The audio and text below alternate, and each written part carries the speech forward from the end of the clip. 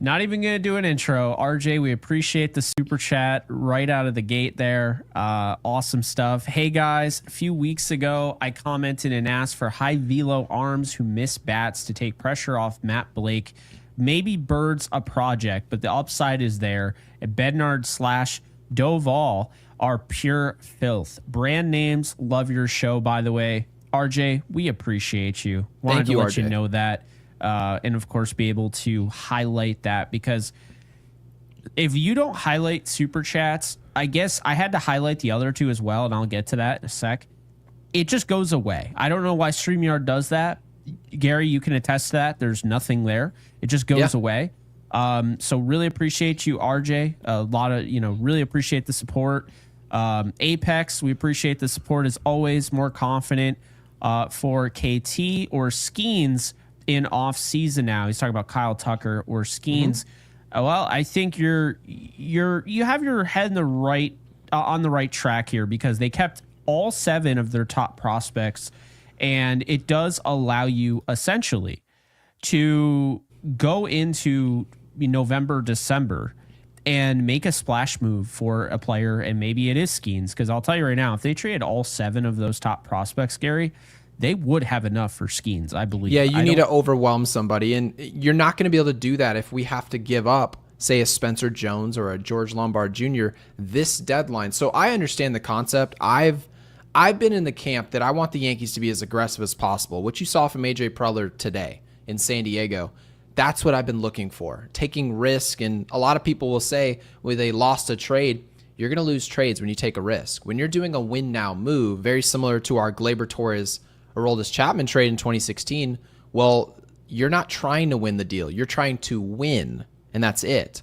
And so, yeah, when you talk about what maybe Apex is ahead, you're not going to even have the opportunity for a Paul Skeens if you just surrender all your assets right now. So, obviously, ton to work with here, and a lot happened. I don't think any of us were expecting Doval. I think that was a complete shock. It happened in the last 90 seconds of the actual deadline. And we have John E., who recently became a Yankees Unloaded member.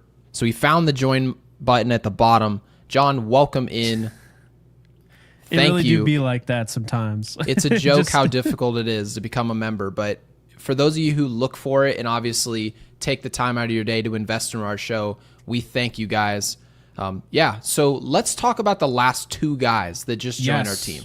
Right, and so you're talking about Doval, and who was the other guy that we got at the last second? Jose Caballero. So I'm excited because, look, I'm not going to sit here and lie to you guys. You watch the show every night. You can remember Gary and I were not thrilled about going out and getting Jose Caballero, but the whole point was, remember it came out that they were interested in all 3 of the infielders for the Rays, and that included, of course, Kim. You look at Taylor Walls, Kim, exactly.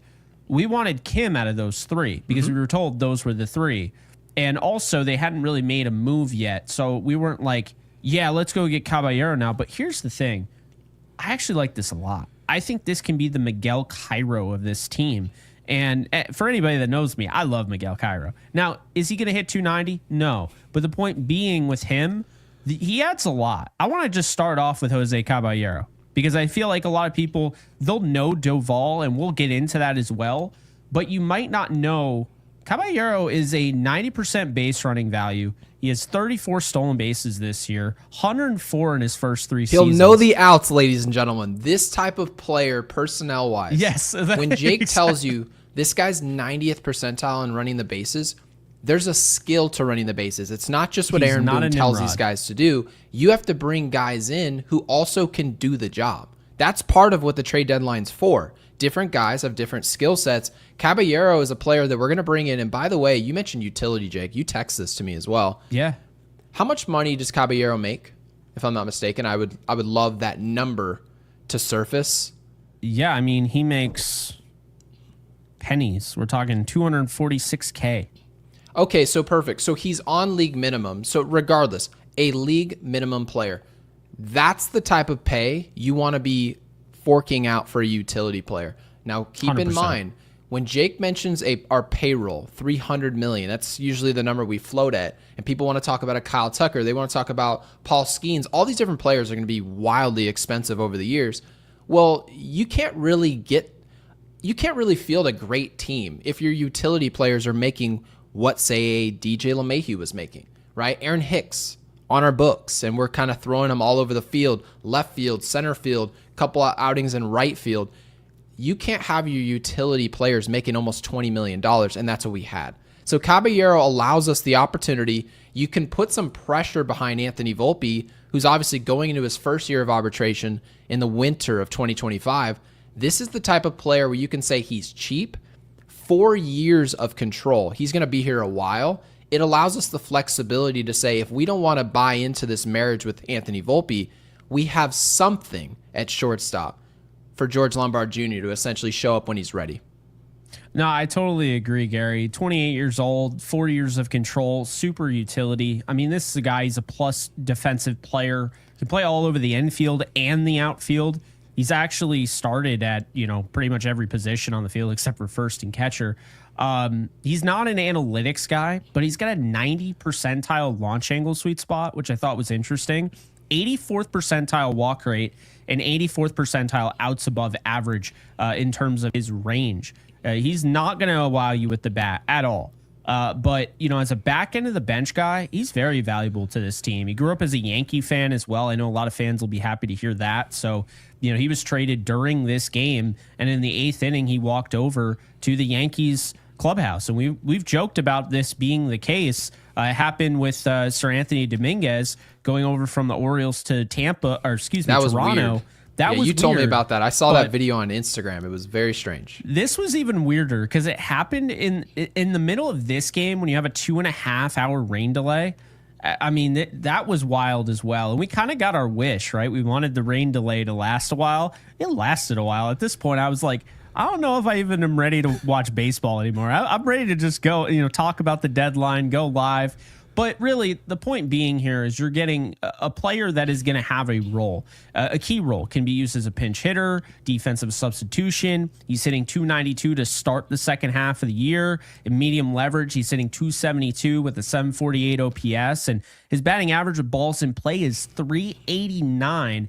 And this is somebody that has a positive DRS, defensive run saved, at every position except for center field and left field. He's best at second, third, and shortstop. So that's a big thing. You look at his splits as opposed to a guy like Ryan McMahon. If, say, they want to have him go against a lefty and they don't want McMahon, he can play third and there's not going to be a drop-off in the field. He's hitting 274 with runners in scoring position, which is very important for this team, obviously. I love that you mentioned batting average, because batting average, they didn't make up the number because it didn't mean a thing. Right? Exactly. This is part of the game. Now, what are the percentage odds that you're going to get a hit in any situation? What are the odds that you get a hit per balls in play or not with a guy in scoring position? Isn't that the task? Everyone always tells us we hit this for this with runners in scoring position, and then we ignore batting average.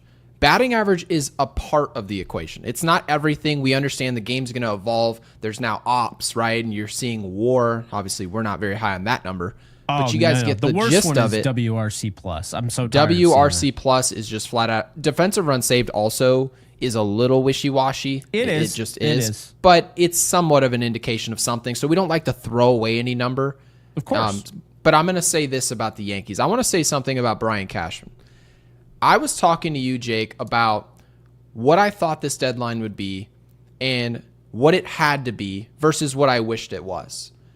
And when I'm sitting there and you mention, oh, wow, we get this Duvall trade done, and you were mentioning we really gave up nothing that was to the Giants that for might this have been player. The steal of and my trade takeaway deadline. at the time was, isn't this exactly what Brian Cashman's actually elite at? Isn't this exactly what he does? He works around the margins, and mind you, Yankees fans in general, they like to throw him in this bin that he likes to go into the recycle bin and look for just refurbished products and try to find a diamond in the rough. That's what Brian Cashman likes to do, and guess what? He's very good at it, right? Fernando Cruz, CRA wasn't good. There was no indication he was going to be great for the Yankees. Obviously, he's hurt right now, but he's going to show back up, and the Yankees have high hopes for him.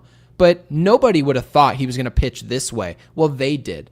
That's working the margins. And then Duvall, he's going to find ways to win trades at the last second, and that's something that's valuable. Now, of course, part of my criticism with Brian Cashman is he doesn't like to do what you saw today from A.J. Preller. A.J. Preller, and this is a quote, he said, "Tell me what you want for this player. I will overpay for him." That's a quote. Brian Cashman would never utter those words. Now, some of that's a negative, right? Getting an elite player out on the market. Sometimes you don't need to win the trade. You need to bring the player inbound. He can help you win long term, or maybe even in that year. But obviously, with this move and what the Yankees did with their bullpen, you can't look at the Yankees right now and say they're going to lose, going for a pennant to win a World Series because of our bullpen. If we're going to lose, it's over defense at shortstop. It's over lack of situational hitting, base running. But Jake, you just mentioned with Caballero, one of the best base runners in the game. If that becomes a problem, we have options to improve it. Yep. And I just wanted to give, a little bit of an idea for you guys out there. By the way, he crushes changeups, just random, just totally. I found that. Not the best against four seamers, but he crushes changeups. And again, you're talking about a guy who has 104 stolen bases in 3 seasons. And we've been talking lately, Gary, about how the run game is starting to be utilized more. At least in this series, it was. Jazz, Caballero can be a Volpe, part everybody. of that, Right. And you talk about pinch runner, like this helps. And really, this is an upgrade because he's replacing that of Oswald Peraza, but he's also able to man not only shortstop, third, and second, he can play the outfield as well. And also, he's a better bat than Peraza. Unfortunately, Peraza was here for 9 years in this organization. I wanted it to work. You wanted it to work. We were rooting for the guy. It just didn't work out. They ended up sending him over to the Angels. We're not going to talk too much about it because they ended up getting a guy who may never see the MLB. I mean, he's like 18 years old, Wilberson De Pena. The dude is 18? He's 18. So can you believe that's even legal? To just trade some 18-year-old kid? Like, sayonara. This kid wakes up in the morning. I mean, come on. Doesn't even have a scruff beard. They're like, "You're traded. We're really sorry, kid." He's playing Call of Duty, drinking Monster. They're like, "Yeah, you have to pack your bags." But it's the business. I actually just sort of projecting though Caballero and what he can do for this Yankees team. I can really see him coming off the bench defensively at third base. When you're talking about those Rosario at bats, if Rosario finds himself in a start at third, now keep in mind they're going to platoon jobs. They could be an option. You saw McMahon with some nice at bats against a left-hander today, so that was nice to see. But the Yankees may tee up a situation where Rosario is out there at third base in a start, and you can pull him off the field. Caballero has shown defensively. You mentioned he's elite at 4 or 5 different positions. Third base just so happens to be one of them. So the Yankees right now, the way that they teed up their roster, there's not a ton of star talent around the field, but their weaknesses coming into this deadline, they brought in bodies where guys essentially have a niche skill set. Oh, what you struggle at there? I just so happen to be good at that. I'm not a great player, but I'm good at what you guys are bad at. And this, at the end of the day, with this deadline, you can look at these players and say, these guys really help us. And somehow, some way, the Yankees kept their flexibility for a deadly offseason. Unfortunately, of course, I'm going to pull it back just a second here, just a hair, is that the Yankees don't really show that when they hold on to their assets or they maintain flexibility, that they're going to cash in those chips. So the final piece, of course, is that you're going to do something when we get there. So I'm very happy about this deadline. Could it have been better? Could it have been more aggressive?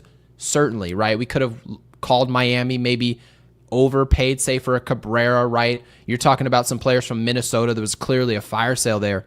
The Yankees did a lot. I think our fan base overall should be pretty happy. Yeah, I agree. Alex Reyes, thank you for the super here. I'm happy, especially because Volpe got some pressure, but we finally have some gas. I want to hit on this and hit on what you just said, because I want to further emphasize what you're saying is absolutely genius. And I'm a genius. Yeah, you're genius, right? My mom agrees. Brilliant. Remember those commercials? Anyway, point being, though, Aaron Boone likes to almost overuse the bench, but I don't even think there's an overuse when, as long as you're not going to extra innings, and sometimes you get stuck and you go into extra innings and you're like, oh, we don't have that guy anymore. But more often than not, you're not going to go to extra innings. I don't have any issue using everybody on the bench.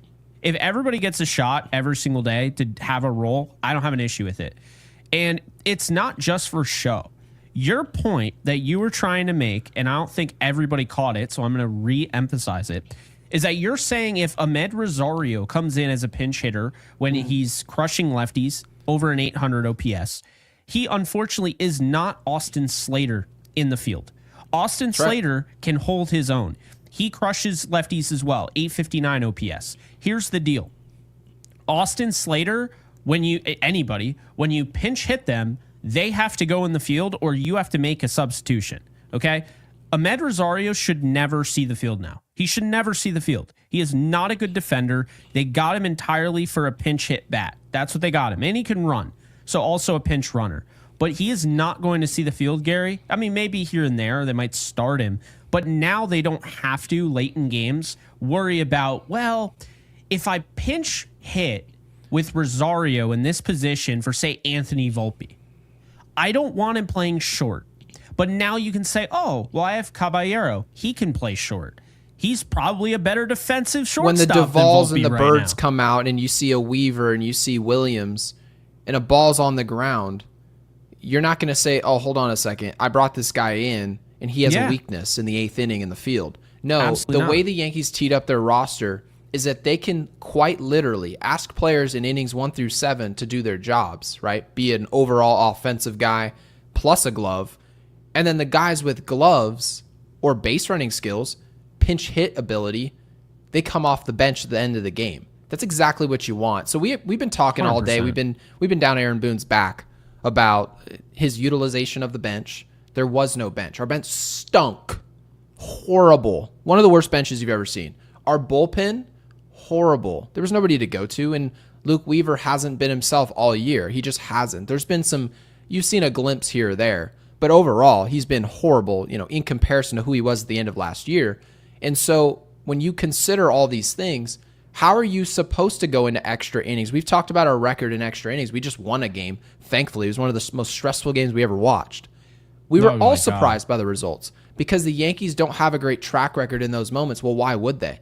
They have no bench. Their situational hitting was atrocious.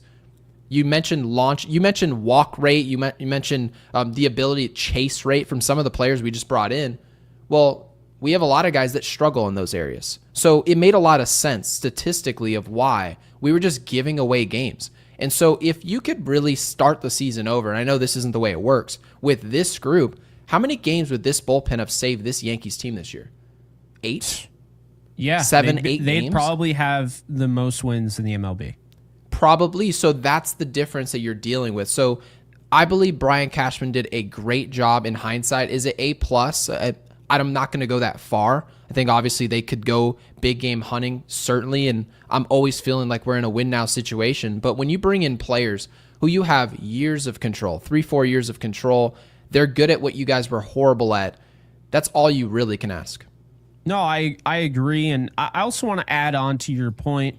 I don't think necessarily it was a bad bench. What I think it was is it was too much name recognition, right? You have Ben Rice on the bench. You got Giancarlo Stanton, right? All these guys, they don't do the same job. We talked about this. Good problem to have. Well, actually, when you think about it, if you have too much depth on the bench, and these are guys that should be starting, theoretically, they should be starting. Well, guess what you don't have? You don't have pinch runners. You don't have pinch hitters. You don't have defensive replacements, right? Couldn't you call that a bad bench then, if you really think about it? Because if LeBron James is coming off your bench, he's not a bench player. Technically, your team is good, right? Your team is going to be great if you put Michael Jordan as your sixth man. But should Michael Jordan be your sixth man? And I get it. We don't have an MJ on the bench. Yeah. But you guys understand certain players, there's a reason that Miguel Cairo was as good of a utility player as he was. He knew he was a utility guy. Yeah. That's part of the job. Tony Womack, Tony Womack. There are a ton of players, right? And so you look at same thing in the NBA. You look at a bench player and you say, he's an awesome guy off the bench. But what if all of a sudden you bring in Carmelo Anthony in his prime and you're like, hey, can you be my sixth man? He's not going to be the best guy off the bench. He's actually going to significantly regress as a player, which has been my whole thing, that Guys like Ben Rice, right? When you have a Paul Goldschmidt in front of them, it doesn't help them at all because Ben Rice is not intended to be a bench guy. And so that's what I've essentially been saying. I think the Yankees brought on players that know their jobs. It's not going to be a conflict of interest. Caballero's not coming here saying, I'm not starting at shortstop. That's not the job. Get out of here, Volpe. Right. And can he start a game over Volpe? Perhaps. But he's not coming to Yankee Stadium going, well, I had 2 hits yesterday. Volpe's in trouble. That's not the way he's looking at this job. So I thought it was a brilliant job by Cashman in that regard. Bring guys in who know their jobs. Yeah, and I also think for the first time in a minute, it feels like they're already preparing for October. Did this not feel like an October move, Jose Caballero? This is how you win in October, right? I just liken it to last year with the Dodgers. I've now brought it up a million times, so I'm sick of bringing it up now, but I'm going to. Okay, Kevin Kiermaier, right? Ahmed Rosario, who's on this team, and of course Tommy Edman. And the Yankees tried to get Edman last year, so maybe they had the same idea. They didn't follow through. Dodgers beat them out. But this year, I think they're learning from their mistakes a little bit. What I will say, because we're going to move on to Doval, and then we'll talk about the rest of this. I will say, Gary, there has to be, well, given credit where credit's due, Brian Cashman did a nice job at the deadline. He acquired all of these players, okay? All of them. And it was a lot. It's a lot of players to acquire at a deadline. I mean, you're talking McMahon, Bednar, Rosario, Slater, Doval, Caballero, Jake Bird, now Wilberson De Pena, who's not going to be anything, on this roster for a while, if ever. But the point being is that as much as you want to give him credit for that, you also have to, address the fact that he needs to change because the lack of free agency care is evident. You don't have to make these moves, and other teams didn't make these moves. And you know what? Fans of other teams look at the Yankees like, oh, I wish we did something at the deadline. Why? You guys prepared. You had a Rosario already. You had an Austin Slater already. You had Jose Caballero on your roster, right? You had a Jake Bird in the bullpen. You had a Doval. Perfect. Like, that is where I want to give him credit, but I also got to keep it real. I'm not saying to fire him because of it, but I am saying next year, learn from this. For the love of God, when we go into the winter, don't go into winter meetings and tell us, we think we're a championship team and you brought in 2 guys. That's the turnover. Yeah. Well, I'll tell you right now, if you have to go into your deadline and acquire, I think you named 8 players and one of them won't be on the roster. 7 players are joining your big league team. And at the beginning of the year, your roster, 25% of your team, and you're going to tell me, oh, we were a championship team. I'm looking at a championship team. That's exactly what I built here. Really? Yeah. Really? And you're getting the best version of Cody Bellinger. This is like MVP style Cody Bellinger. Is it 320? No. But 280, 285 with pop, some of the best defense we've seen in years in pinstripes. And you're going to tell me that you had to acquire 7 players to fix this team. Mind you, I do see it in the supers. Obviously, Jeff, we will get to you mentioning a B+ deadline. If you had to have an excellent deadline, which we still don't consider ourselves World Series favorites, I think we just have a shot now. Well, if you have a shot after 7 additions at the deadline, and they were albeit very good additions, you had a lot of work to fix this roster. And I think they somewhat have, but this is a major patch job. No, and then, of course, you had the Blue Jays, who acquire Shane Bieber. By the way, I don't know if you knew this. They got Varland as well. So, the player you like. Yeah. So, I mean, the Blue Jays got better as well. And I don't, we didn't love their roster. But, they're playing better than what is expected of them. We like their style and the way they're coached. I mean, they're playing very good baseball. But the talent is not going to overwhelm anybody. I mean, Michael K., we've talked about it on our show. Are you afraid of Toronto? I don't think anybody in our comment section is terrified that Toronto, who currently has a 3.5 game lead on us, 3 games just in the loss column, they're not going to run away with this division. If we don't catch them, it's because we didn't play good baseball the rest of the way. And given our talent now, I don't think we'll have much of a problem doing that. I actually think we will. Alex L, thank you for the 5, says, big fan of the moves. I'm glad Cashman decided to wake up, and I'll fill in the blank there, and unzip his sleeping bag. Also, how do I become a member? Go Yanks. So, Alex, if you want to become a member, you can go down to the bottom of the screen and never mind. Yes. I knew you were, that was great. Alex, we appreciate you. That was awesome. Thank you. Alex, thank you for becoming a member. Obviously, thank you to Jake for not having me waste another 15 seconds of my time explaining something to someone that didn't need it explained. So thank you for doing that. Obviously, join button at the bottom. And Rich, thank you, Rich Squires, for the 10, also a member here at Yankees Unloaded, says, I have to disagree with Gary about trash cans doing a good job. We had to eat Donaldson and Gallo's salary and held on to Peraza and Pereira too long, and their worth was devalued. So mind you, I think your takeaway, and again, Rich, thank you for investing in the Yankees Unloaded.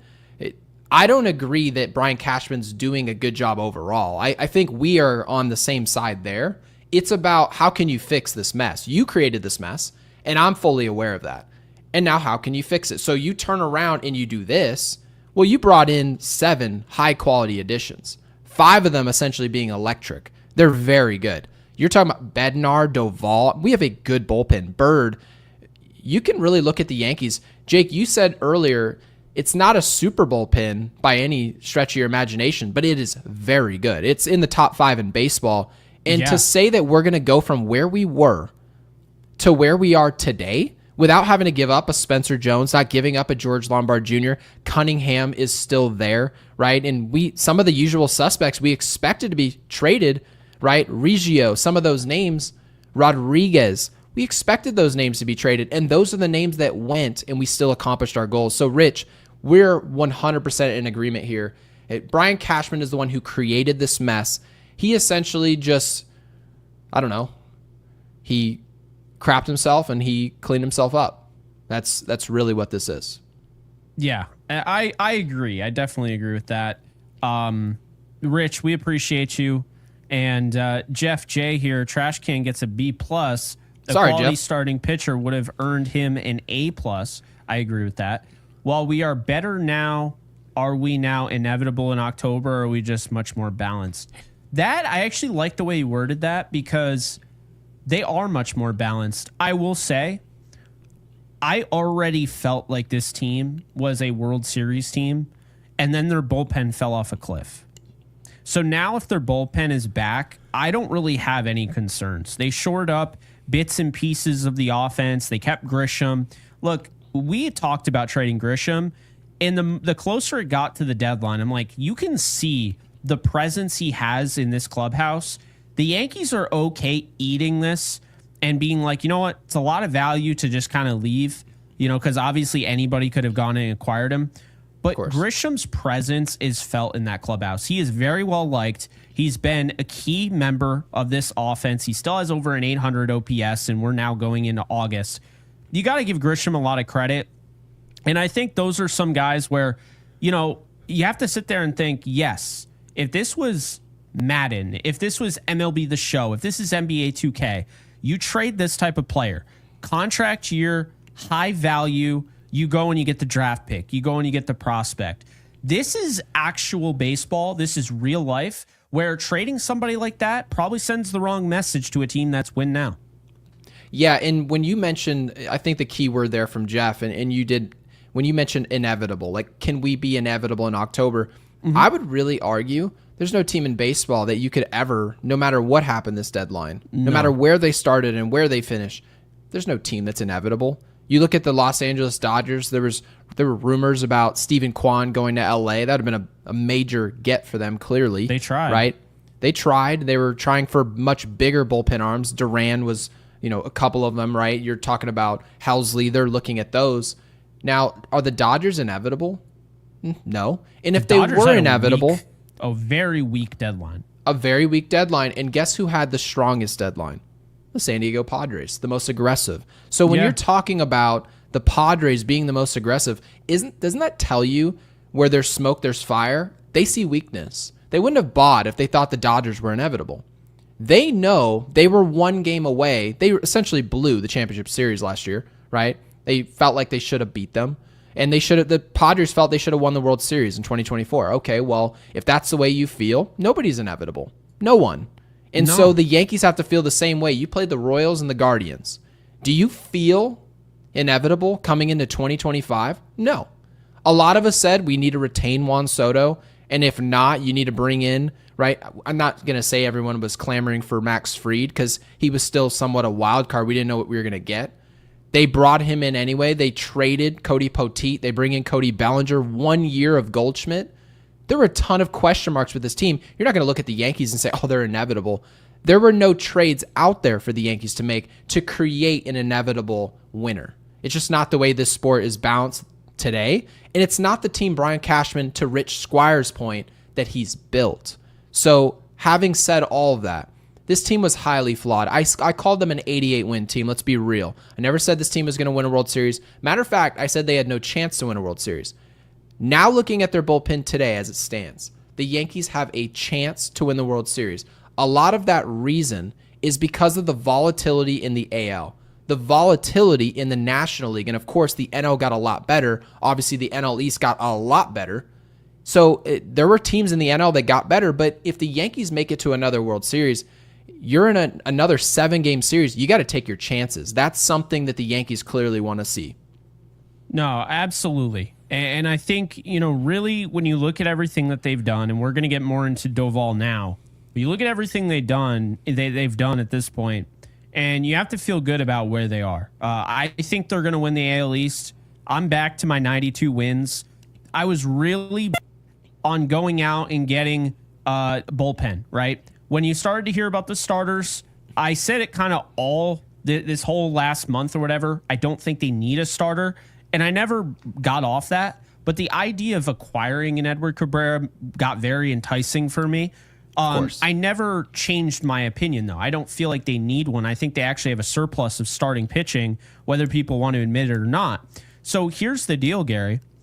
When you go out and you get 3 bullpen arms in Doval, Bednar, and Bird, the starter really isn't a need.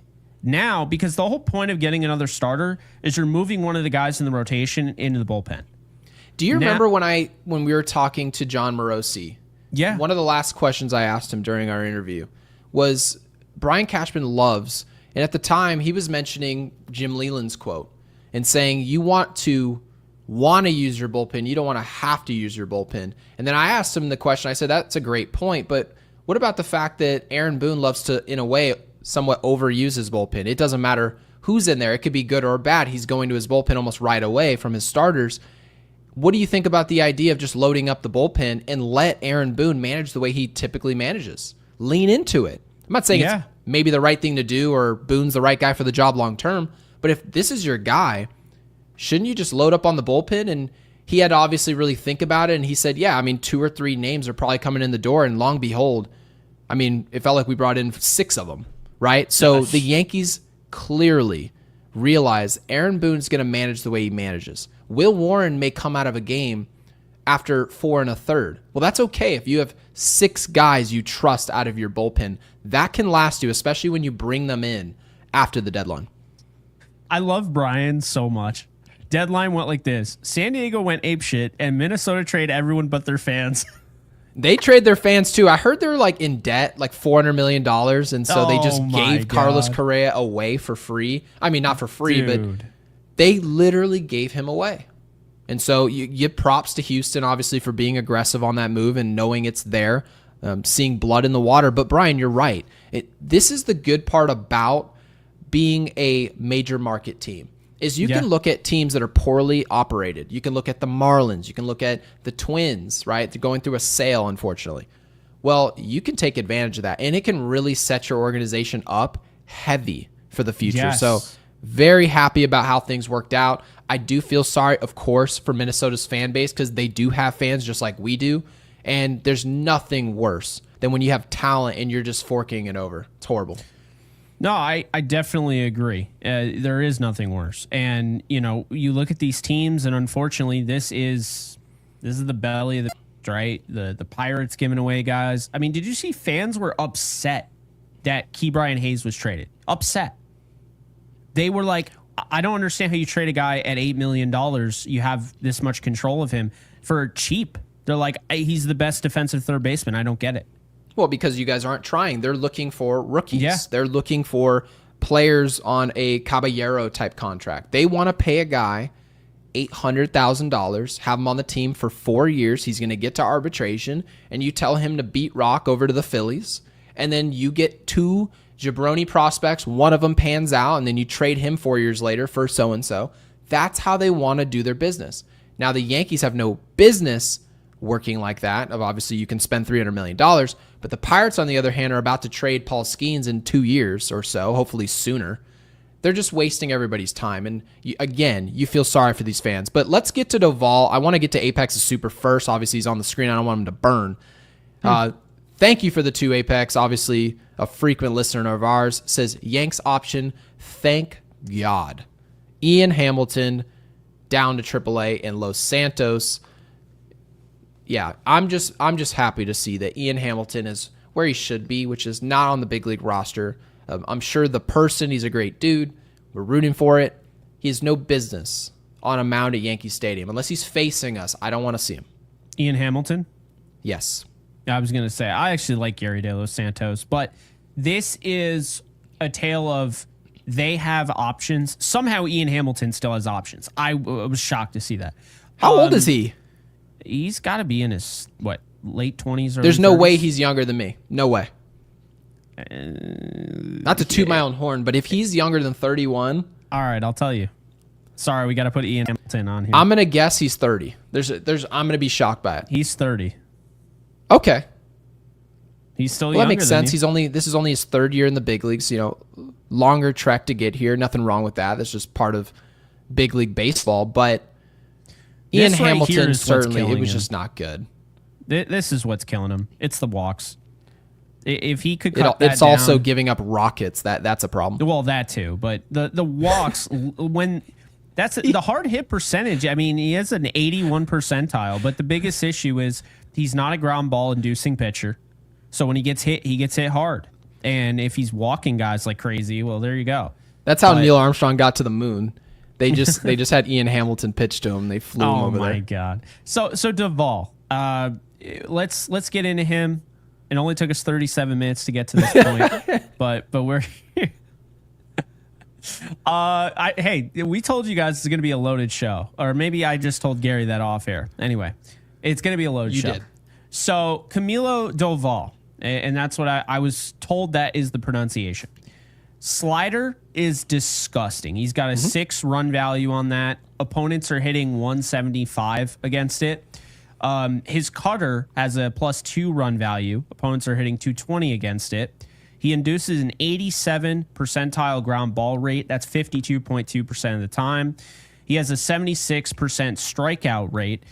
So not as much as a Bednar, not as much as, Williams, but that's still pretty damn good. And keep in mind, this is, of course, this year. We don't really care about what he did in the past. Right now, what are you getting from this player right now? And that's what I'm talking about. So, based on what I've seen, he needs to cut down the walks. As you can see here, 12.6% of the time he's walking batters. That doesn't play well. But his whip hit 158 last year, okay, is down to 120.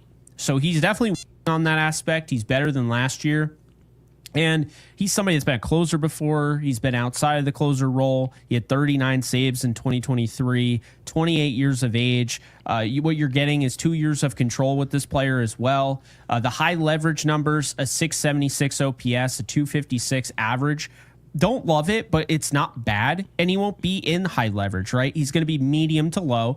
And in the medium leverage game, his split is 160 batting average and a 441 OPS. And then his low leverage is a 125 average against and a 483 OPS. So you're looking at a really good pitcher who's going to be 2 years after this year of control. And you didn't really give up a ton. You sold really high on Jose Rodriguez. Didn't look like he was ever going to get called up, right? You sold high on Tristan Vierling. I have no issue whatsoever with what they gave up. This, to me, was actually the best move of the deadline. I think this is not only a steal for the Yankees. I kept seeing all over social media, Giants fans hate this move. They absolutely hate it. They don't feel like they got anything for him.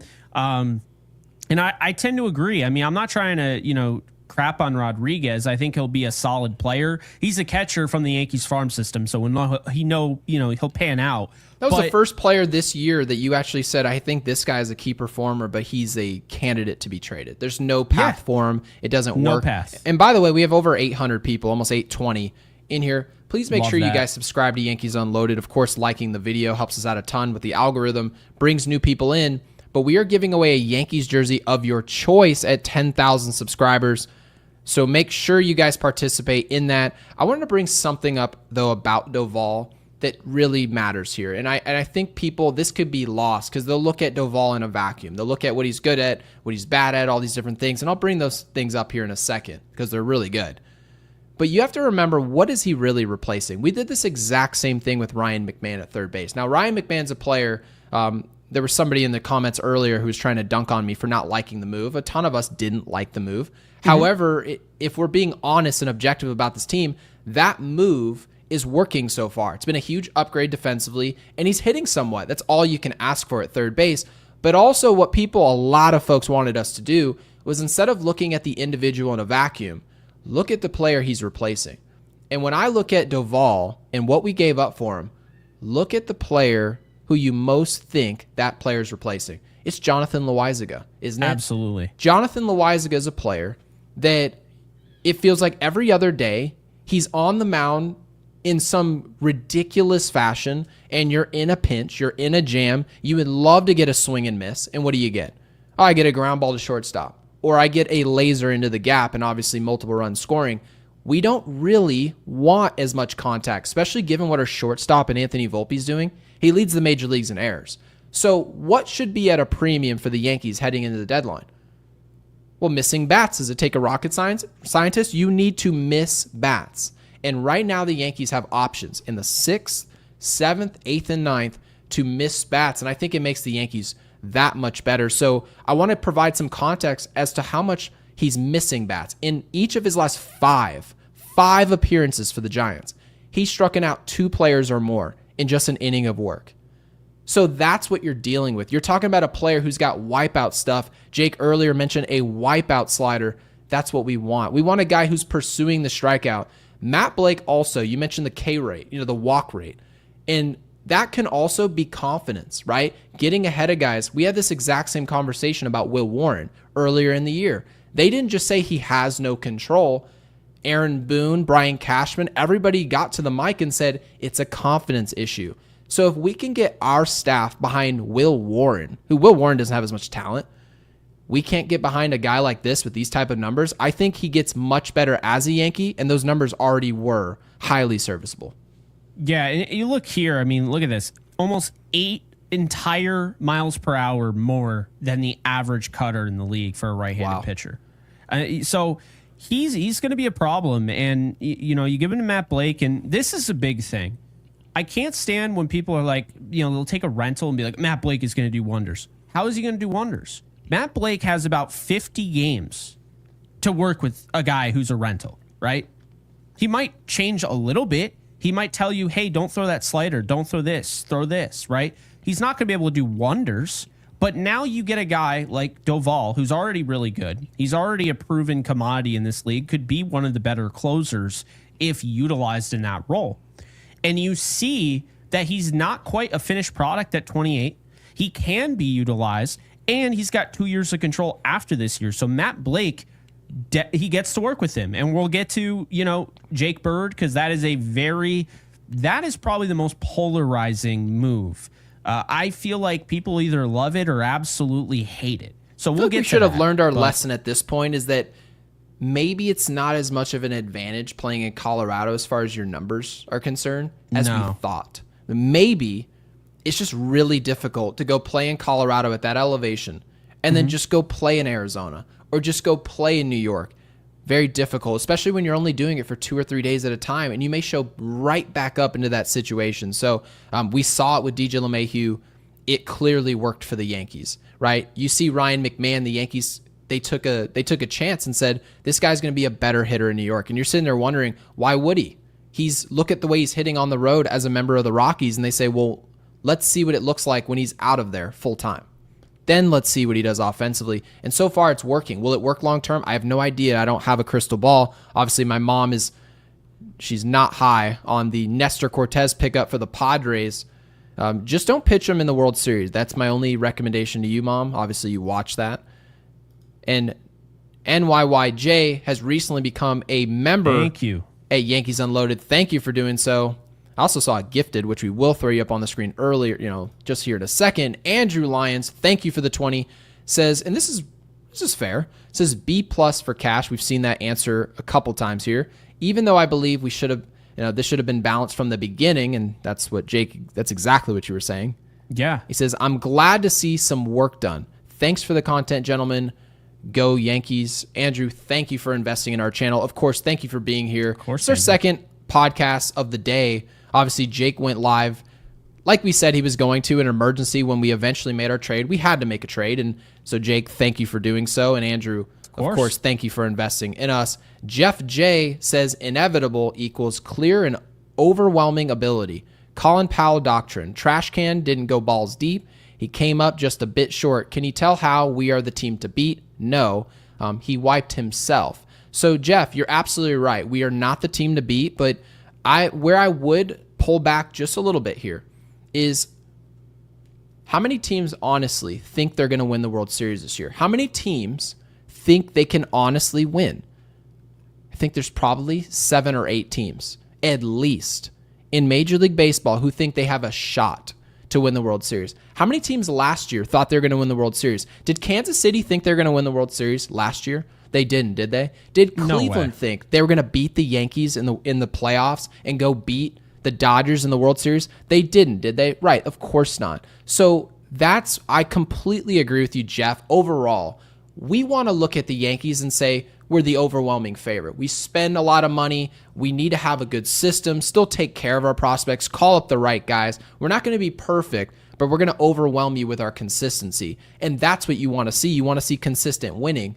And we haven't gotten that. So I understand the frustration. I understand the responsibility that Hal has being the owner of this team. But I'll tell you what, given what this team looked like a couple of days before, or a couple hours, honestly, we didn't do anything until the final hour. And then all of a sudden you look up and we've got a whole revamped bullpen that you can actually call a good unit. Yeah. And it's funny because now all of a sudden, dare I say, they have a surplus in that bullpen. They actually have to make some moves. They have to have internal discussions. We already saw the Ian Hamilton and, of course, Yeri De Los Santos moves. But, right now, they have Devin Williams, they have Luke Weaver, they have David Bednar, they have Camilo Duvall, they have Jake Bird, Tim Hill, Jonathan Loizaga, and Cam Schlittler, and Brent Hedrick, and JT Brubaker. So they still Who's your have closer? to make... Oh, it's definitely Devin Williams. Oh, so Devin Williams is your closer, really? For me, yes, and Boone already confirmed he's going to be the closer. Okay, perfect. So you feel like that's a good move? I don't like it at all. For Devin Williams, I just think Devin Williams at one point or another showed me that he could pitch in the 8th inning, and they're like, okay, Weaver's not really, right? He gets hurt. We're going to throw him back in there in the 9th. Yeah. I think for me, I would probably take my pick of the guys who showed up here. I just don't love it.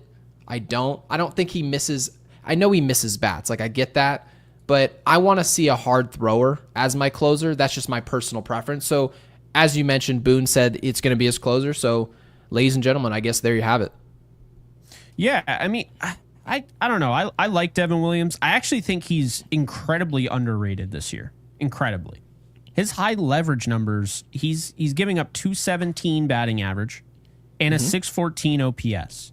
His actual issue, he's overused. Yeah, his actual issue has been medium leverage, believe it or not. 267, and he's given up an 809 OPS, a 345 balls in play. Then you have low leverage, and this guy 109 batting average against, 420 OPS. So I actually like Devin Williams a ton. I'd like to see him extended.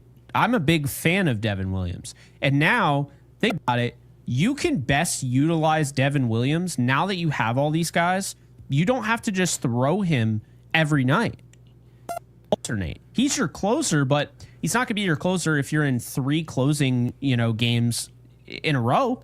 You're not going to have him close all 3, right?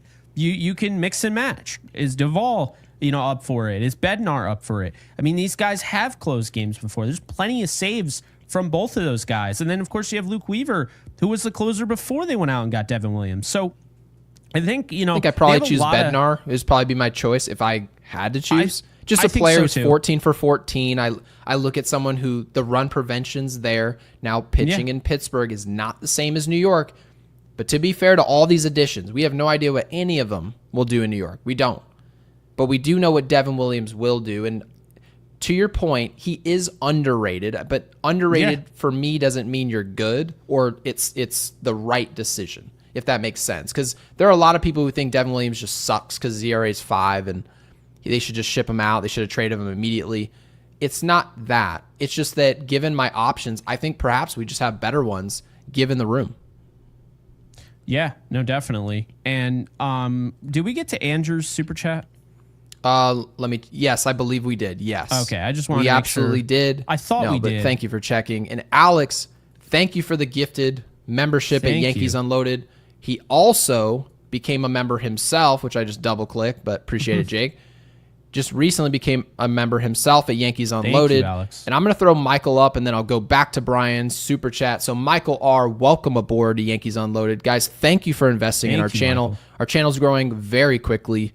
Yes, so it definitely is. Yeah, and it's obviously, it's good to see. We spent a ton of time, and we've seen people, obviously you guys wouldn't know this if you're new here, but a lot of the people, some of the same names we saw week 2 at Yankees Unloaded, we still see those same names, right? The Ed W's, right? You see those guys all the time, and you don't have to be here. We're in the age of entertainment. There's 30-second entertainment. You could be at TikTok, Instagram, whatever, Netflix, and you're choosing to be here with Yankees Unloaded and investing us. So thank you guys. Michael R., welcome aboard. And Brian, who should be in the Hall of Fame of our supers, thank you for the 5. Says all the pressure is on Boone now, and I could not agree more. Yes. Love that. This is exactly what you want, isn't it? Revamp bullpen. Got solid role players, I agree. And this is a quality roster now. We are going to now see if Boone is a good manager. I would agree with that, Brian. You can't look at our bench and say, well, we're a little tight on options, right? Aaron Judge, who unfortunately is going to more than likely DH the rest of the year, you've got options defensively to throw out into the outfield. You've got options. Caballero, right? Rosario. You've got options off your bench. You're going to see exactly what he does with these chess pieces, and if he does it the correct way, and we're going to judge him based on wins and losses. Isn't that fair? So, Brian, thank you for bringing that up. I think it's real. It's the raw truth. It's exactly what this is, because Jake actually was the first one to bring this up, I believe 3 weeks ago.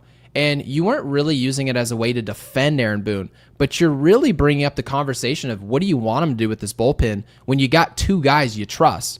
And now that's not in the equation. So now if this doesn't work, that's on you. I 100% agree. And this is where, because I'll see in the comments, why do you always defend Boone? I don't always defend Boone. I've thrown him under the bus plenty of times, but yeah, the biggest issue for me was like Jonathan Loaizaga has to go 2 innings because he doesn't have anybody. And now, not only, and I hate that I'm going to do this because did you see, we talked about earlier today, the damage control, that comment. Oh boy, tell me they're not going to we're going to get Mark Leonard Jr. back, so that's a huge deadline acquisition for, no. I heard it a couple times. I hate it, but I'm going to defend them here. When you get 3 bullpen arms, Mark Leiter Jr. is a huge acquisition. Yes, huge. It is. And now, because he's got reverse splits, then you have Fernando Cruz.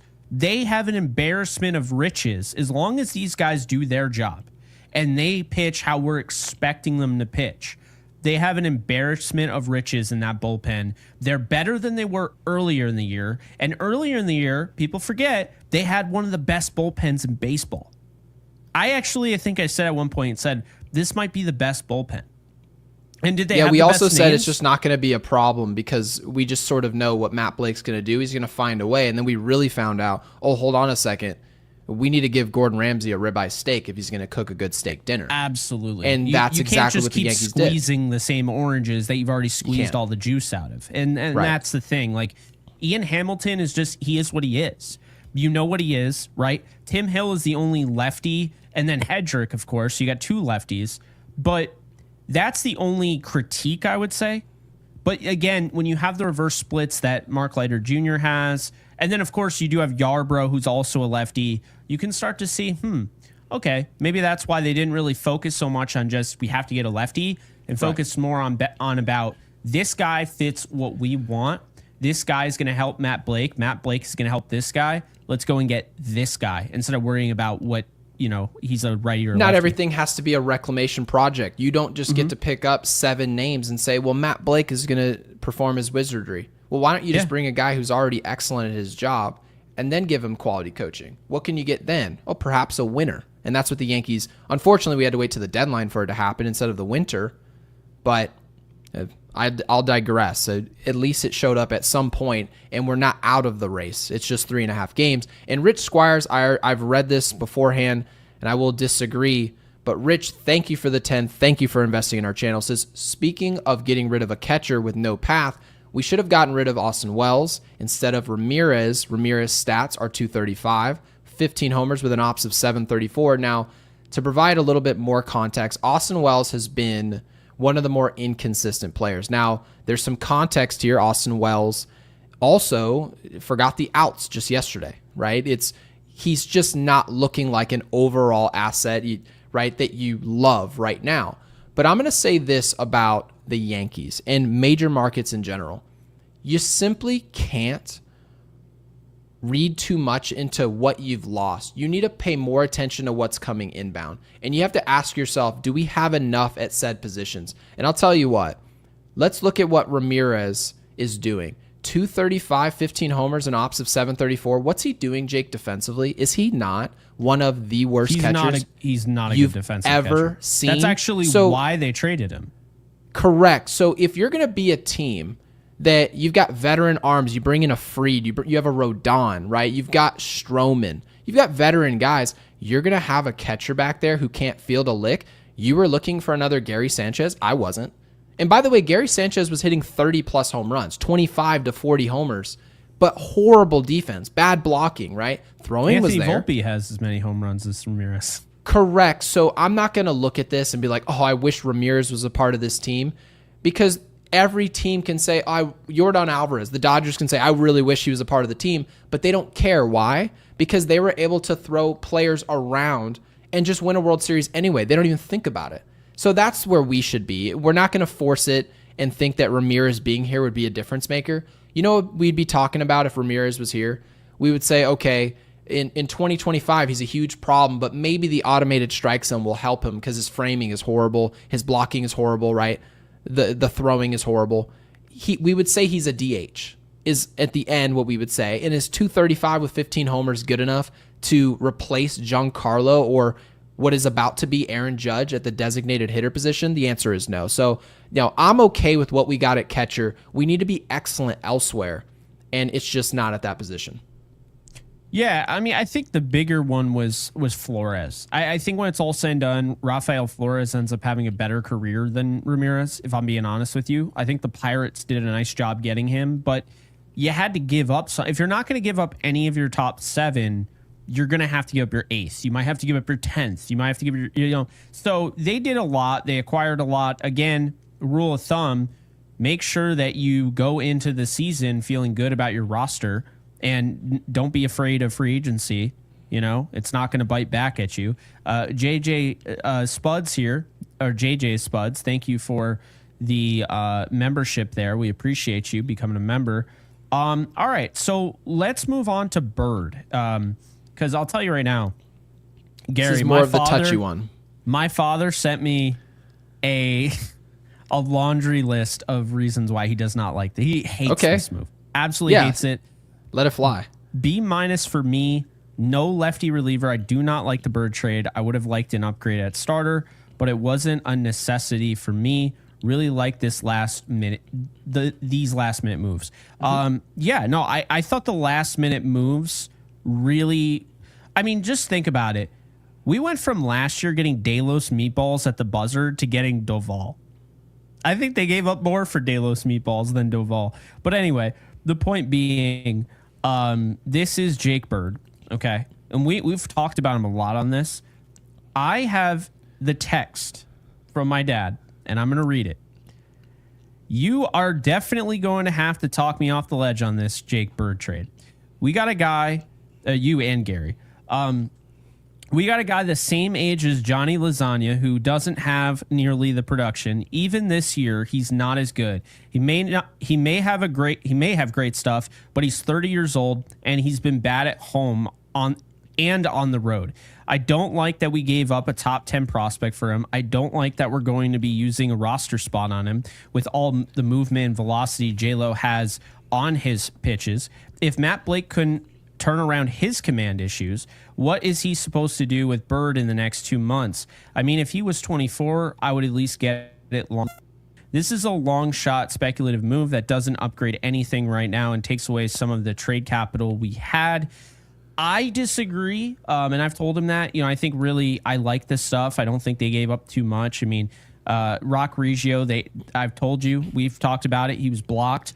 But also, you have 3 years of control with Bird, so it's not just 2 months. It's somebody that essentially is going to be around for a while working with Matt Blake. And I don't feel like this is the Efros move at all because they gave up way more for Efros, and I didn't like that they gave up a MLB-ready starting pitcher for him. So I don't know. What say you, Gary? So first and foremost, you mentioned a top 10, right? Mm-hmm. You mentioned your dad talked about I don't like surrendering a top 10 prospect for a player like Jake Bird. I'm going to say something about that. Mm-hmm. Top 10 prospects, they can't all just sit on your roster. They can't all sit in your system. There's no value to it. If you're going to be either blocked or you don't have essentially the guts to trade these players, they don't actually do anything. All they do is win games for you in AA and AAA. So I understand the concept that we would love to wait around for that big trade where you bring in a game changer at any position. But the facts of the matter are the Yankees, their job right now is to get better around the margins. And if they didn't bring in a Bird, in my opinion, here's what I think this is. I think this is Fernando Cruz. And I know he's a different player, right? Different age. I completely understand it. Yeah. Fernando Cruz was brought to this team. If you look at his ERA 2 years ago in 2023, he was 33 years old with the Reds. 491 in 66 innings of work. The following season, pretty much the exact same player. No improvement whatsoever. Age 34 season in 2024, 66 and 2/3 of an inning, gave up 2 more hits, literally identical player. ERA of 4.86. The New York Yankees looked at him and said, the analytics of his splitter are insane. We've never seen anything like it. But that fastball, atrocious. So all of a sudden the Yankees looked at this player and said, he's going to be turning 35 as he joins our team. We can do something with that guy. We're going to trade a catcher. See you later. And you're going to come in here and people say, what are you doing bringing a 35-year-old player who's got a good breaking ball, but his fastball and his ERA, his run prevention is all horrible? Well, guess who that reminds you of? Jake Bird. And Yes Network today, they were talking about his sweeper, right? They were talking about the stuff. That was the conversation. That's what Matt Blake has to have walk into the room. You can't ask him to do magic. You can't ask him to do witchcraft here. If you're going to have him work on a player and fix a player, allow him to get outs more consistently, you're going to have to bring in a guy who can throw 100. You're going to have to bring in a guy who's got a vertical break, right? Bring in a guy with a wipeout slider that people actually are afraid of. And in Cruz's situation, it was that splitter. The Yankees made the clear adjustment. You're going to throw that splitter all the time. That's what we're going to tell you. And all of a sudden, is it maybe why he's hurt? We're not sure. But run prevention-wise, now all of a sudden a team may look up and go, wow, I would love to have Cruz on my team. His ERA is 3.0.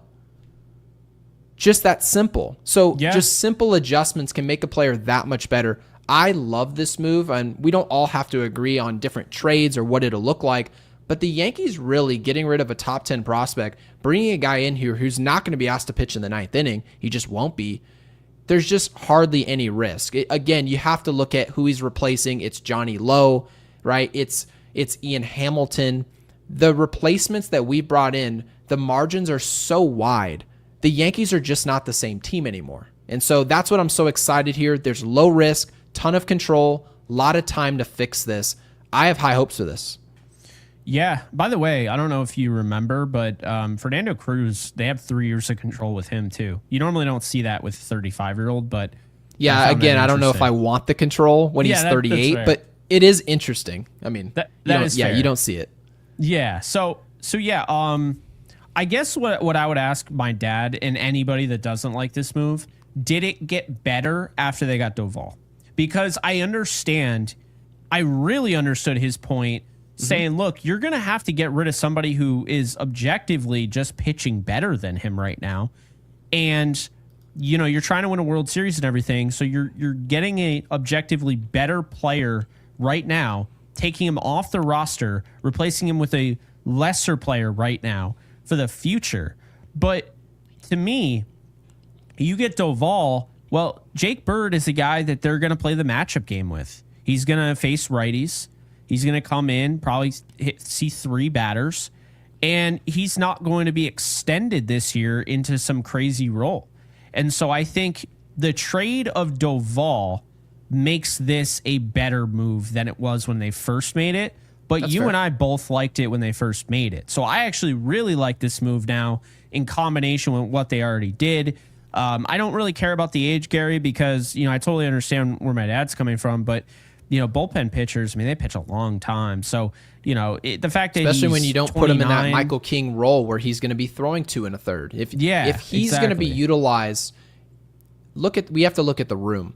Do the Yankees have enough arms in their bullpen where you can feel that Jake Bird is not going to we're going to be able to avoid overusing him?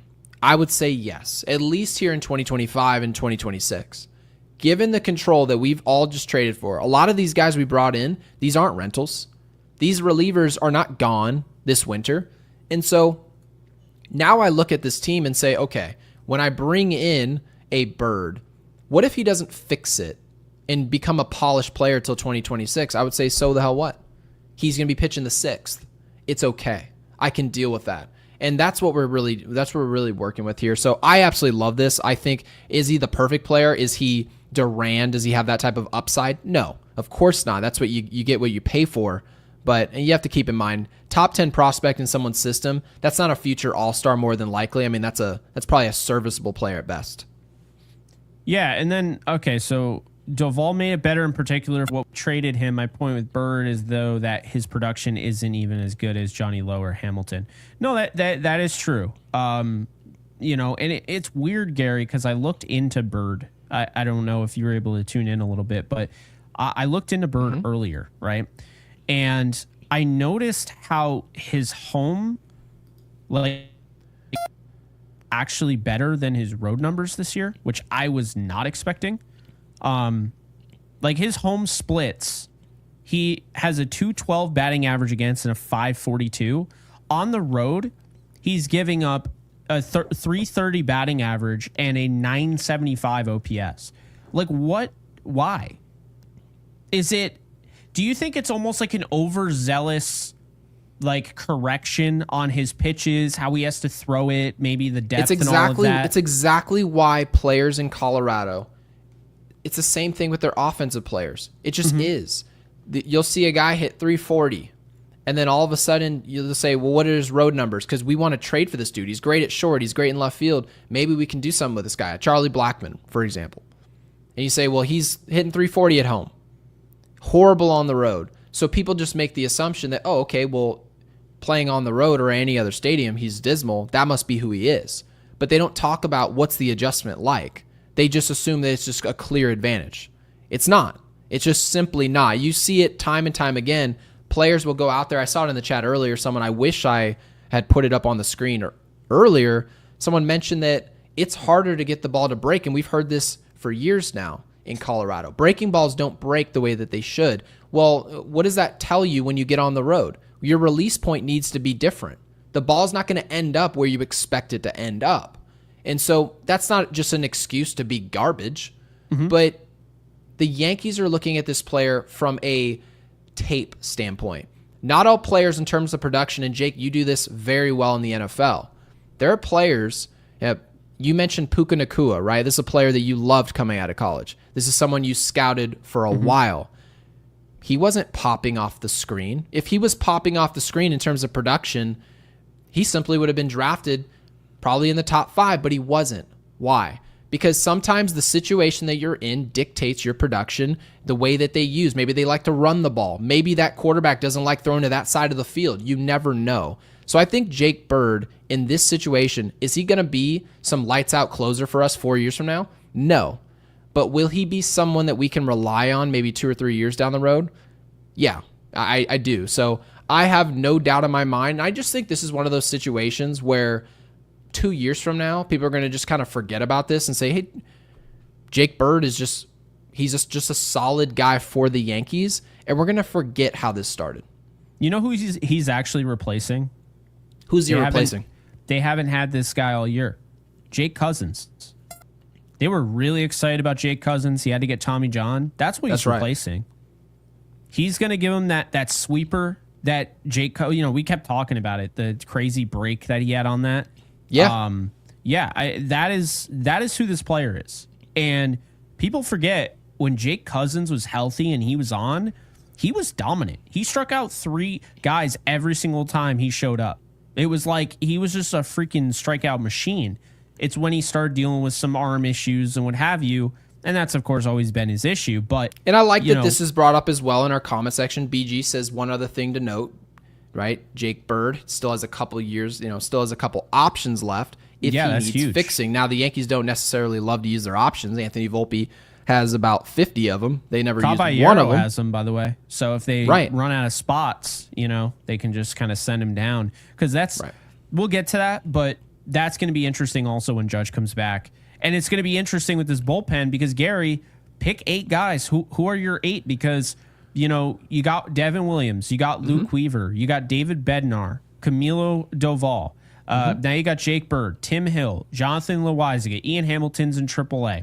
Yeri De Los Santos is in AAA. But you also have Cam Schlittler. You have Brent Hedrick. You have JT I'd probably throw a Yarborough in my bullpen just to give another lefty look. That's just my take on it. Yeah. I'm throwing Yarborough out there. I know he's shown us value. That's just part of the little hybrid action that he was able to provide. But when you're talking about a player, again, coming off injury, he's going to be able to give us a look against a left-hander, I think provides more value than anything he could do on the mound as a starter. So that's probably what I do. I find a spot for Yarborough in that way. And so I'd be curious what people think because Yarborough doesn't do it sexy. It's not 99 with a wipeout slider and a splitter. It's something different. And maybe that's a good thing. You bring in Doval, you bring in Bird, a lot of hard throwers, and then you've got a little sidearm lefty coming out of the pen. There can be some real value there. Well, yeah, and then, of course, kind of looking at, what we were talking about earlier, I feel like the IL guys, right? Because so the way it works in October, guys, is that you stay at 26, whether I agree with it or not is irrelevant. You stay at 26 on the roster. I hate it. Absolutely hate it. But I don't know if everybody knows this, so I want to, re-emphasize this because I've talked about it before. During the regular season, you are capped at 13 hitters and 13 pitchers. But when you get to the postseason, they're like, oh, you are now able to structure the roster however you want within the confines of 26 players. So what we talked about last year when we were debating on what the Yankees want to do they go 13 and 13? Do they go, 14 and 12? Do they go 15 and 11? You can structure it based on that. So they could decide, look, we have a lot of guys, Mark Leiter Jr., Fernando Cruz, all the guys they just added, Yarbrough. They might decide to just keep more pitchers. It's really going to be fascinating to see what they do, Gary, because, I mean, there's no wrong answer. Well, you have to imagine Boone does have some control on that because you have to call your GM and say, if we're going to make roster decisions, you guys have to get in a room together and say, who do you want to use more? Do you want to have that extra arm? Do you want to throw a Yarborough, maybe a Stroman in there just in case a game gets away from us? He can go 3 or 4 and save your pen, whatever it is. There are some decisions to be made, and it's not just on Brian Cashman. Again, Brian earlier mentioned that this is going to put a lot of pressure on Aaron Boone. He's right. In terms of roster construction, right? And I get it. Boone doesn't necessarily make all the calls, but when it comes to who do I want to use, he makes those calls. So, Cheeky Monkey, I feel like I just cursed on our podcast, but thank you for the membership. Welcome into Yankees Unloaded. And Slim Lewis, I want to throw somebody up. I'm going to throw the Slim Lewis on the screen first. Says Cashman did great. See, look at Slim. He's been evangelized to the other side. And by the way, guys, we have no reason to sell you guys. First and foremost, if we say something good about what the staff did, people go, oh, you guys are bootlicking. And if we say something bad, they say you guys are just after clicks by being negative. So you really can't win. We are ourselves. And this is just how it is. And Slim Lewis, who is trying to see the positive side for sure, thank you for the 2, says Cashman did great. Let's see if Boone can manage. Completely agree. I wanted to throw this up on the screen, though, Jay, because I think it's valuable to the conversation. It is. Even though we disagree, I think it has value.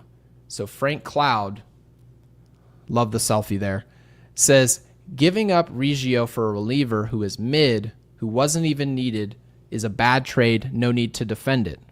How was Bird needed? We have Weaver, Williams, Duvall, Yeri, Cruz, Loizaga, and Hamilton. Now, Loizaga and Hamilton, your point would have been a lot better if you didn't put Loizaga and Hamilton there because they stink. But having said that, I see your point. You feel like with the other trades, we accommodated our immediate needs, and we can probably get away with having him not on the roster, right? And Bird maybe isn't necessary for our existence in a postseason run to win. But having said that, when you're talking about Rock Reggio, keep in mind of where these players play, not just where they rank or how well they're producing. Rock Reggio is a second baseman. We've been talking about second base for the Yankees for years. Gleyber Torres, what is the staying power there? Is he good enough defensively? The Yankees ultimately decide we're going to get rid of him. That's the reason. It's personnel. It's the reason we're not fundamental. Remember that, Jake? We said that all offseason. And we didn't say it, but they were saying it, the media. And then all of a sudden you fast forward and the Yankees say, Jazz Chisholm, you're going to play where? Oh, you're going to play, he thought he was playing second. You're going to play third base. Oh, I thought I was playing second. Oh, okay. Well, we found out he was horrible over there.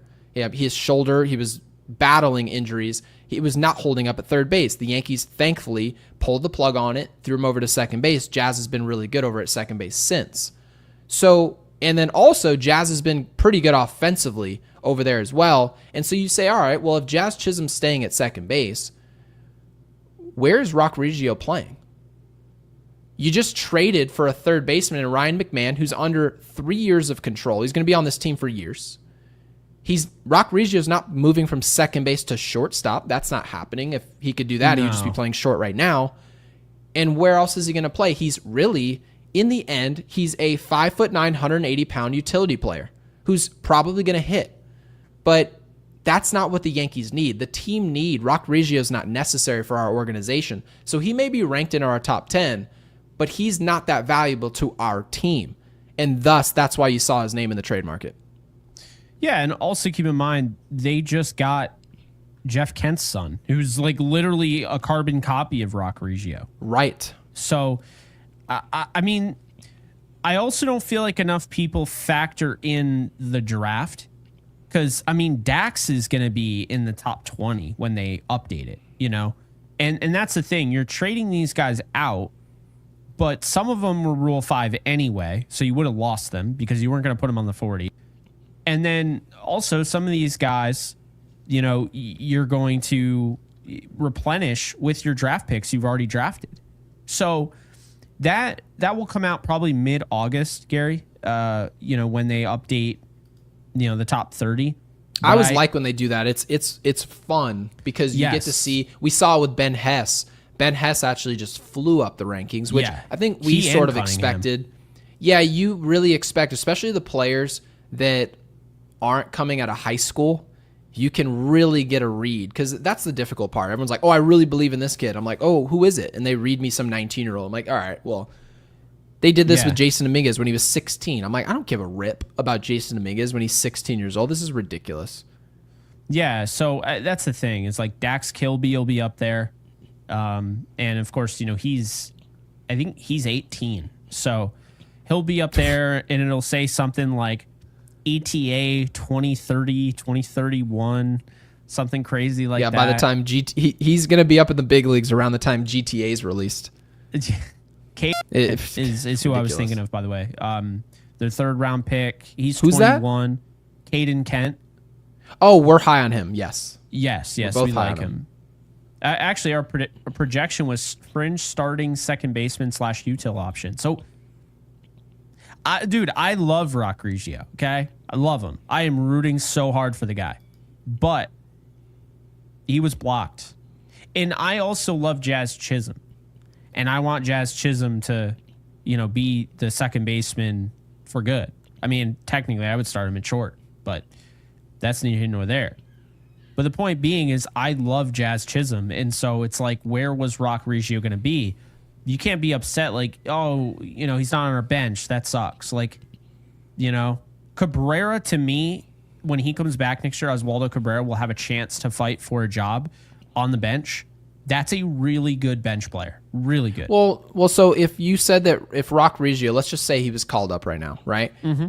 He wouldn't be as good of a player as a utility, right, as Caballero, right? He wouldn't be as good in utility as Rosario at the moment. No. And how much would he cost? The same. He would cost the Yankees the exact same amount of money. So what good does it do? You might as well just exchange. We're going to trade you this player. You send us this, and then now we have what we need right now. There's also something that has to be said about making trades. You can't just say, oh, we traded this player. He ended up being this, and the player we got was this, so it was an equal trade. Well, no, because the player who eventually gave you that comparable production, he wasn't ready for 3 years. So for your team, if you're trying to get better right now, holding your asset isn't as valuable. Matter of fact, there's an argument it's less valuable to you. So Rock Reggio, as valuable as he may be to another organization, what good do we have in a utility second baseman coming up in a year?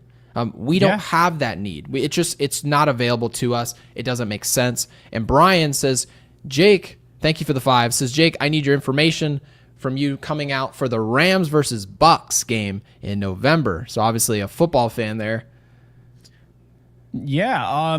Which team you swinging with, Brian? You're not a Rams fan, and I didn't know about it, are you? Probably not. I'm gonna assume Bucks. So when is Rams? Where is Rams Bucks? It's in SoFi. Oh, it is. Okay. Yeah. I don't know what info you need. They're both the good teams.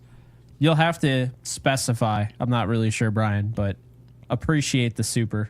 Yeah, but is there any other players? Because obviously we made a ton of trades here. Are there any other players we haven't talked about that you want to discuss? Yeah, because I want people to get your thoughts on David Bednar. So you were actually the first person to be high on this player, and the analytics are just off the hook, which this is my choice as my closer, right? It's not about is he throwing 100. It's not really that. It's that right now he's just finding ways to get the job done. He's around the strike zone. I can trust him. And again, the Ks are there. He will miss bats. So I sure did, BG. Sure did. I tweeted yesterday. I said that David Bednar, I said, you might as well go ahead and announce that trade because we might as well just get on with it. And sure enough, I believe it was 18 hours later, he was a Yankee. And I guess it's a good thing. For IKF. I know. Hey, I'm okay with Caballero. I am. So, but yeah. But as far as Bednar goes, there's a disparity, and this is part of something that I will say in your defense, Jay, because you don't want Devin Williams to relinquish the role as closer. He knows what it's like to pitch in New York. He's seen it. We know what it looks like. David Bednar, on the other hand, hasn't. Now, it may work out just fine. I mean, there's plenty of players in Yankees history who weren't Yankees before, and they showed up, and it wasn't a problem at all, right? My dad, not a problem at all. He just joins the team, and he actually plays better than he did the year before. So that's sort of how it can go. I know that playing for the Yankees, everyone just automatically assumes, oh, he's going to be worse when he gets here. And then there's people saying, oh, he's going to be way better because of Yankee Stadium. No, all these players are different. So we're going to learn a lot about David Bednar. I was reading a little bit about the scouting report of who he is as a person, because that's going to really help you find out. And we were talking about Joey Gallo and why that didn't match. A lot of that was personality related as well. So you got to be careful. And the report said David Bednar was very sharp between the ears, very smart, very savvy, and just a mature arm. That's what you want to see in your bullpen. You don't want to see a guy speed up when he gets to New York. That tends to be what happens. Guys speed up. They're trying to do too much. And really that report was telling us, I think he's the perfect human to pitch in New York as a pitcher. That's just really big time. So that's what I'm looking for. And again, guys, when you mention that his high leverage numbers, well, you know what I say? Then put him in a 7th or 8th inning situation. We have the arms to accommodate it. Yeah, and I'll be honest with you, David Bednar had the worst start you could imagine. He had a 27 ERA in March, right? That's only what? I mean, he only got through an inning, but he had 3 appearances. Then in April, he has a 1.50 ERA, right? And then he has kind of a rougher May, 3.86.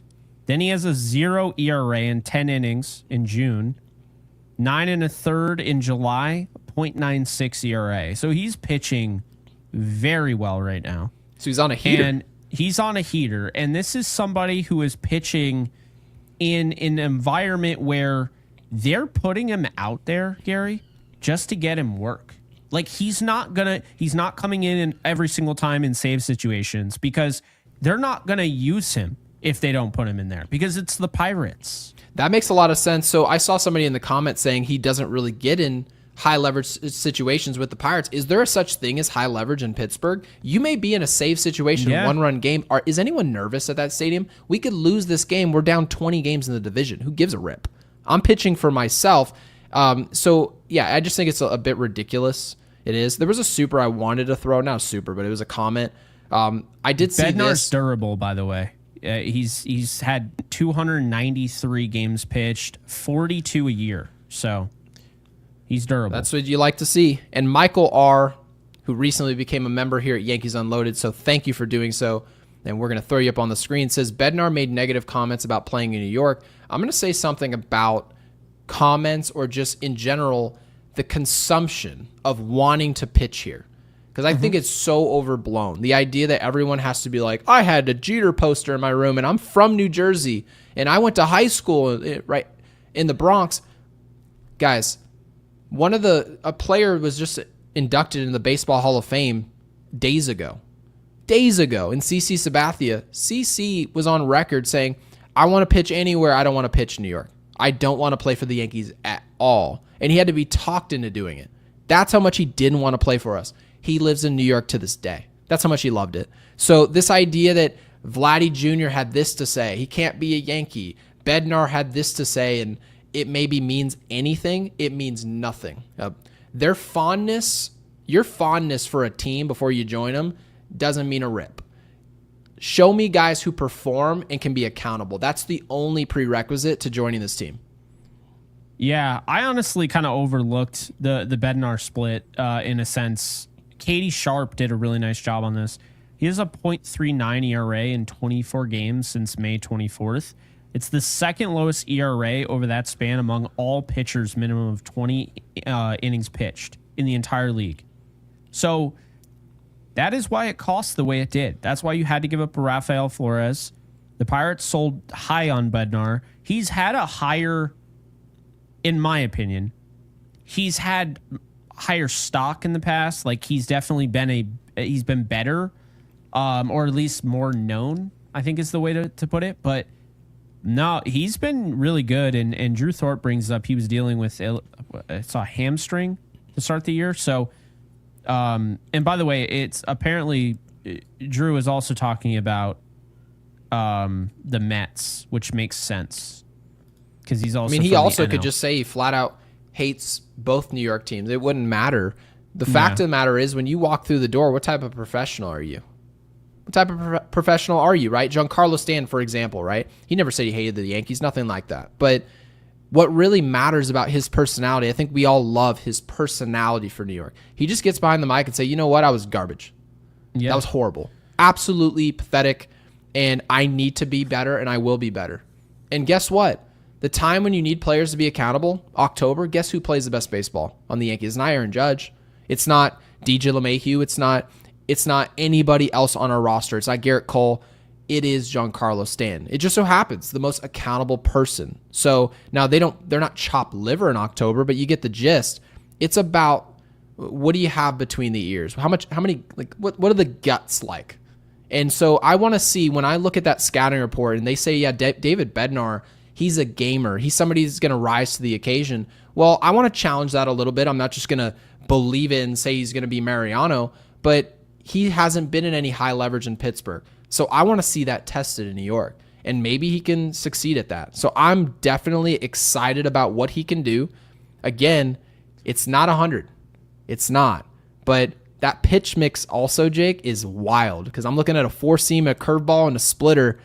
It reminds me a lot of Cruz. So maybe we see that uptick in a splitter, perhaps. That was the first thought I had. But also, if it's not broke, don't fix it.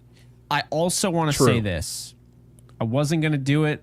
It's so ridiculous. It's such like... I'll do it anyway. I'm going to do it. Yohon actually, he's been falling off a cliff lately. He has a .75 ERA in April, a .60 ERA in May, but he's actually had over a 3 ERA in back-to-back months. He's on the down. Wait, who? Yohon Duran. So, okay. Yeah, I mean... What I'm saying here is Bednar, obviously I wanted Duran, so I'm not going to just revise all of that. But these splits, I didn't really look at the monthly splits. I looked more at like the high leverage, low leverage, medium leverage, all of that. And that kind of distorted the image. And I just wanted to, I guess, take responsibility for that because Bednar, as of late, is one of the best relief pitchers in baseball. I actually think you have an argument. Bednar should be the closer. So you've kind of flipped on it, which is fine. I mean, we're at least thinking. You have an argument. I would still keep Devin Williams, which is fair. And then if he struggles, I go right to Bednar. Right. But you have the argument. I'm no longer like no. It should definitely be Devin Williams. No, I think Devin Williams. You roll with him. Mm-hmm. He starts to struggle. Say it gets in his head that, save that he just blew. Then you go to Bednar. It's that simple. But right because now, it's hard because if Devin Williams goes out there and loses you a game and you have Bednar who technically of late, he's got it going. You have to imagine he's going to step up and be successful. He's not going to be overused. He's not going to be in crazy high leverage where people are mentioning that he's struggled. And Retro Tony said, so Weaver's chopped liver. No, actually, matter of fact. And I'm glad you brought this up. Yeah. Retro, let's bring up Weaver. Let's do that. And Weaver let's not dunk on this. 7.15 ERA in July. But let's talk about what Luke Weaver provides in terms of value. Mm-hmm. He is a player that provides multi-inning value to the Yankees. And so when you think about multi-inning's more than likely not going to be the 8th or 9th. It's just not. Unless given the personnel, you don't have anything back there. But if Weaver gets it going, right, Retro, and he fixes this, and he gets back to the Luke Weaver we all know and love, well, he's probably the first guy I want out the bullpen. Why? Because when my starter has to come out of the game, and I'm going to pull him, I don't like this matchup. I don't want him to pitch to an Ohtani when his pitch count is at 101, right? Or maybe he's got a couple guys on base. I need to get out of this jam. My pitcher's coming out of this game. Rodon's coming out of this game. Weaver might be the guy when he's got it going. He might be the first one you want out there. And then you can leave him out there for multi-inning and then go to your matchups on the back end with all the options you just brought in. So no, he's not chopped liver. He's now going to be in a role that you can use him as a hybrid. You can use him anywhere you want in multi-inning. So that's the value in a player like this. Not everybody can do it. I looked at Doval's numbers. It is 1 inning, 1 inning, 1 inning, 1 inning. And that is what a lot of these guys do. It's not common. Josh Hader, same deal. Contract year before that big deal he got, said, I do not want to pitch multi-inning at all until I'm under contract. So the value in Weaver is that he can go multi-inning. And now that we actually have arms worth of crap behind him, you can use them when you choose. Yeah, I really love their bullpen right now. And that's not something that you ever would have heard me say before. So I'm going to give... I'm gonna give Cashman an A minus, and it would have been an A plus if you were able to go out and get a guy like Edward Cabrera. But the reason why it's an A minus is because I believe this team can win the World Series. I think this is probably one of the more balanced teams we've seen. But the biggest issue was the bullpen that we saw at the beginning of the year that looked like one of the best in the league fell off a damn cliff. And so what did he do? He went out and got 3 arms. Now, I had issues with not addressing these issues in free agency, but he did get that done. I got to give him credit. Again, still learn from your mistakes. Don't do it next year, right? Take free agency seriously. But I think right now, Gary, the bullpen is loaded, and I feel really good about that. That's not something you would ever have caught me saying, or likely you saying, before this whole thing. So, they went into today, guys, with no bullpen arms. I was complaining last night about, hey, look, you still haven't given Aaron Boone anybody to work with. He's just reusing guys. He's putting guys out there on short rest. I mean, I'm not going to sit here and say, yeah, Devin Williams being overworked is what finally did it. I know that they were trying to get pitching, but you can't just say pitching, and not address it. So they finally did.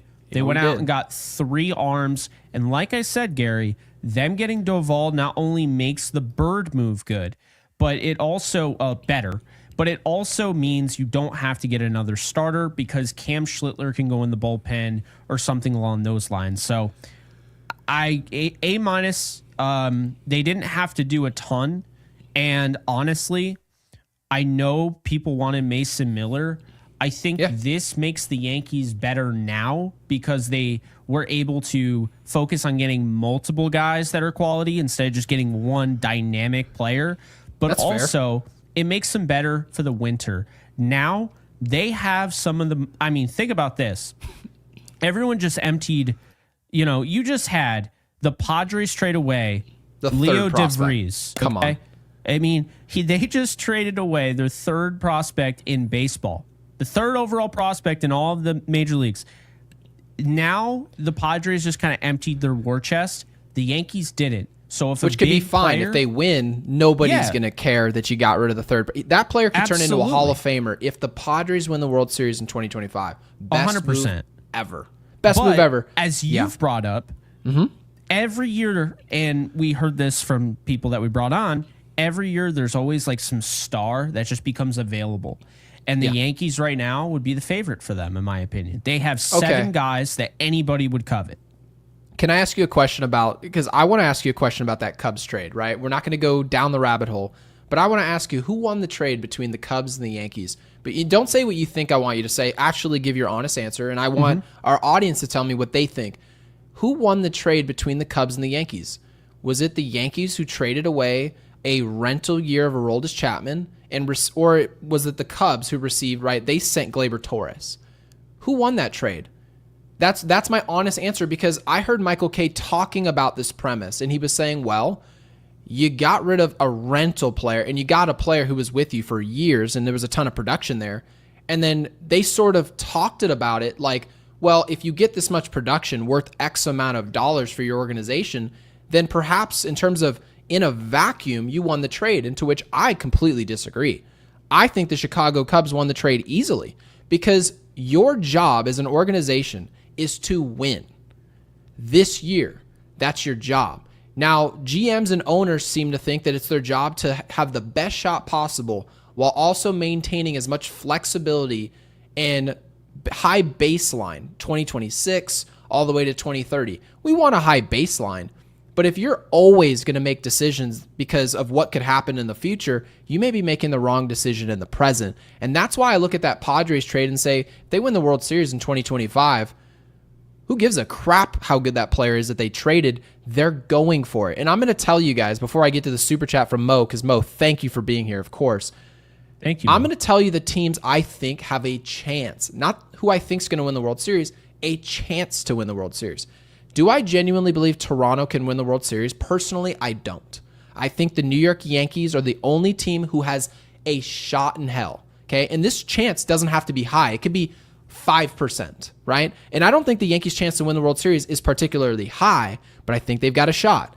The Red Sox, I would say no. That's just my opinion. They got Dustin May. That was their big pickup at the deadline. It's not going to work.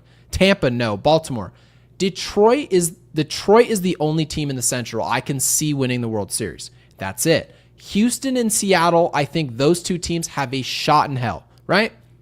The New York Mets and the Phillies, again, I think they have a shot, right? The Brewers and the Cubs have a shot. Not a high shot, right? The Cubs probably have a better chance, but you get the point. They have a chance. Look how many teams in baseball think they have a shot. The Padres just bought more than any other team in the league. They took the most risk. You think they don't believe they have a shot? Of course they think so. They make that trade. The Dodgers, we already know they think they can win. So I just named you guys like 10 teams who have a chance to win the World Series. No one's a runaway. So when you talk about prospects that you gave up, oh, I didn't want to give up a top 10 or a top 5, or in that case, Major League Baseball's number 3 prospect in the sport, we're going to get rid of him for Mason Miller. That's them essentially saying, how valuable is a win now asset in today's league? How valuable is a player who's a win now player who I can control for the next 4 years? How valuable is that player to my organization with the league looking the way it does? With as much good and not great as there is in this sport. So I get it. People want to throw trades and all these trade machines and say this player's worth this player's worth that, but it never considers the context of win now mentality. It never considers it. And so that's what the Yankees, of course, have to get back to long term. And we're going to find out this winter how much they want to be essentially diving into that. But I love that there's other teams in baseball taking risk. I thought today's deadline was the best deadline I've ever seen. It was amazing. So good for the Yankees, good for the Padres, and hopefully we see the Padres down the road because that's the goal. And now we know Clase definitely would have been traded if all that didn't go down. Oh my God. Can you imagine how much they would have got? Of course he would have been traded. And Mo, thank you for the 20. Says, what a day to be a Yankees fan, gentlemen. So obviously Mo probably rates this deadline higher than a B+. I personally would give it a B+ because I know you were ranking this deadline. I think you said A-, correct? Yeah.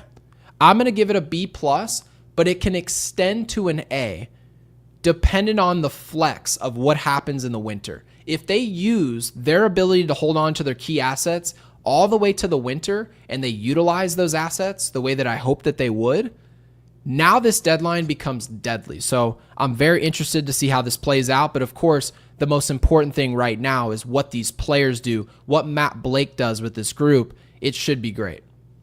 I am so glad to see that they didn't get Alcantara.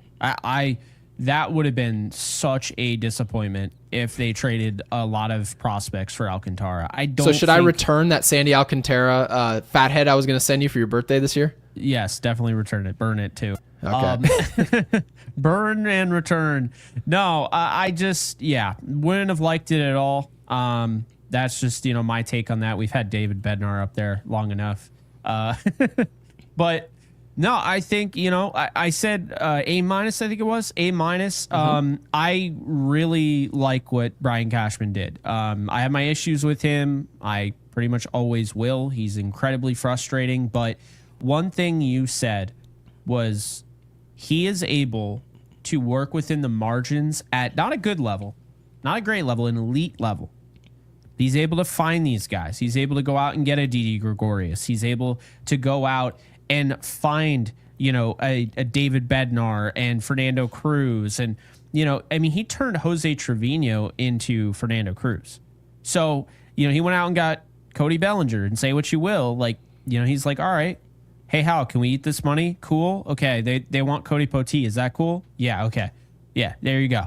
So there are moves that he deserves credit for. And, Goldschmidt, while it looks like he's fallen off a cliff right now, that was still a really good move. We liked it at the time.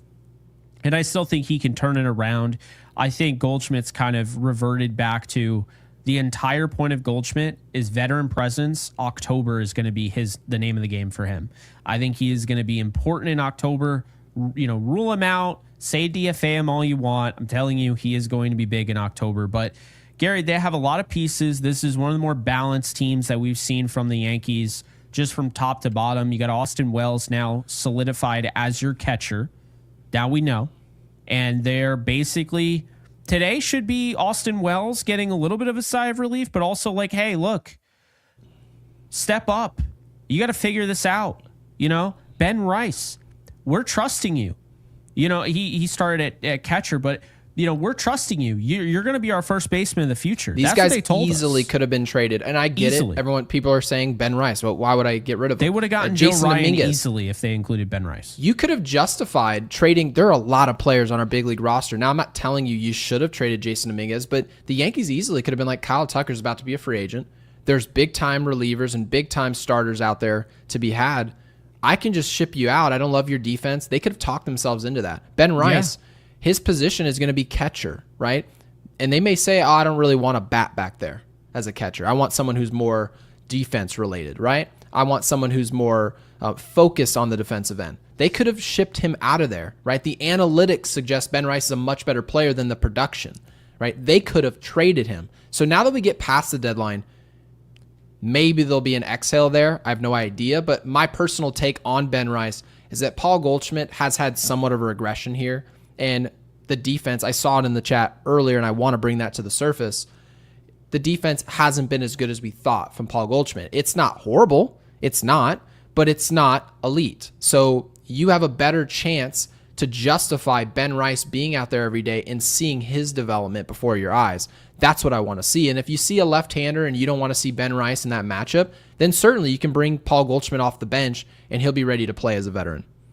Yeah, absolutely. So, kind of looking at today, successful deadline, really balanced roster. There are a few things I want to get to before we wrap the show. We don't have to talk too much about the game. Honestly, I think most people forgot about half of it because there was a 2.5 hour delay. Forgot the whole game. I know. Jazz Chisholm, stolen bases. Once again, keep this going, please. For the love of God. It's not just Jazz. I mean, you have speed on the base paths. Use it. Stop trying to score runs station to station. Actually take an initiative. I'm okay if a guy gets thrown out.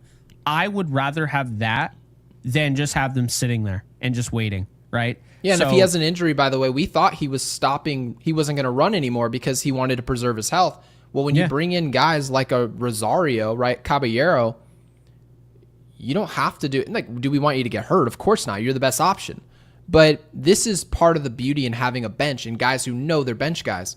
If something happens where a Jazz Chisholm is just running like a bat out of hell and you have something where you need to take 3 or 4 days off, well, you can flip somebody over to second base and you can take your time back. We don't have to worry about any rush jobs, none of it. So I want to see the full Jazz Chisholm where he's going to unlock everything to his game, where he's not just a power bat. The power is awesome. It can change a game. It can flip a game on its head. We saw it a week ago. But I want to see what he can do with his legs. It's not just him. It's Anthony Volpe. There are a lot of players. Jason Dominguez. These guys have started to run. And this past 2 or 3 days, we won in a fashion that we just chose not to win in. We were just waiting around for the 3-run home run. And that's just not how you win, especially in October. So this is good practice. The Yankees have to catch the Blue Jays in this division. That is going to be mission number 1. But mission number 2 is we need to pay attention to what type of style is this team going to play from now into October. That's going to matter because you're not just going to show up to October, play one brand of baseball, and then suddenly ask them to play a different brand. They need to show it today. No, absolutely. And then Mark, thank you for the 5. Now they need Heel to be the man he was first half last year. Yeah, and there's a good chance, you're going to see Heel on Sunday now. It is confirmed, just like, you're going to see Cam on Saturday. So, it's cool. I'm excited for it. I don't know how long Cam is going to be in the rotation. I don't know how they do this whole thing. I guess we can pivot to that, and then we. What do you think, by the way, about the idea that Heel's not going to come out there and pitch 7 innings? We all understand this. He's going to be on a heavy pitch count.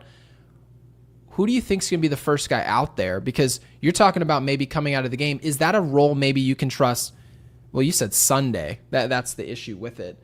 Maybe you look at a player like Marcus Stroman, a player like that, who can come out there and pitch on the back end there of a really an opener, if you will. We might see 2 or 3 innings of heel. That's what I'm curious with the Yankees right now, because that's what we don't know, and that's what I wanted to talk about.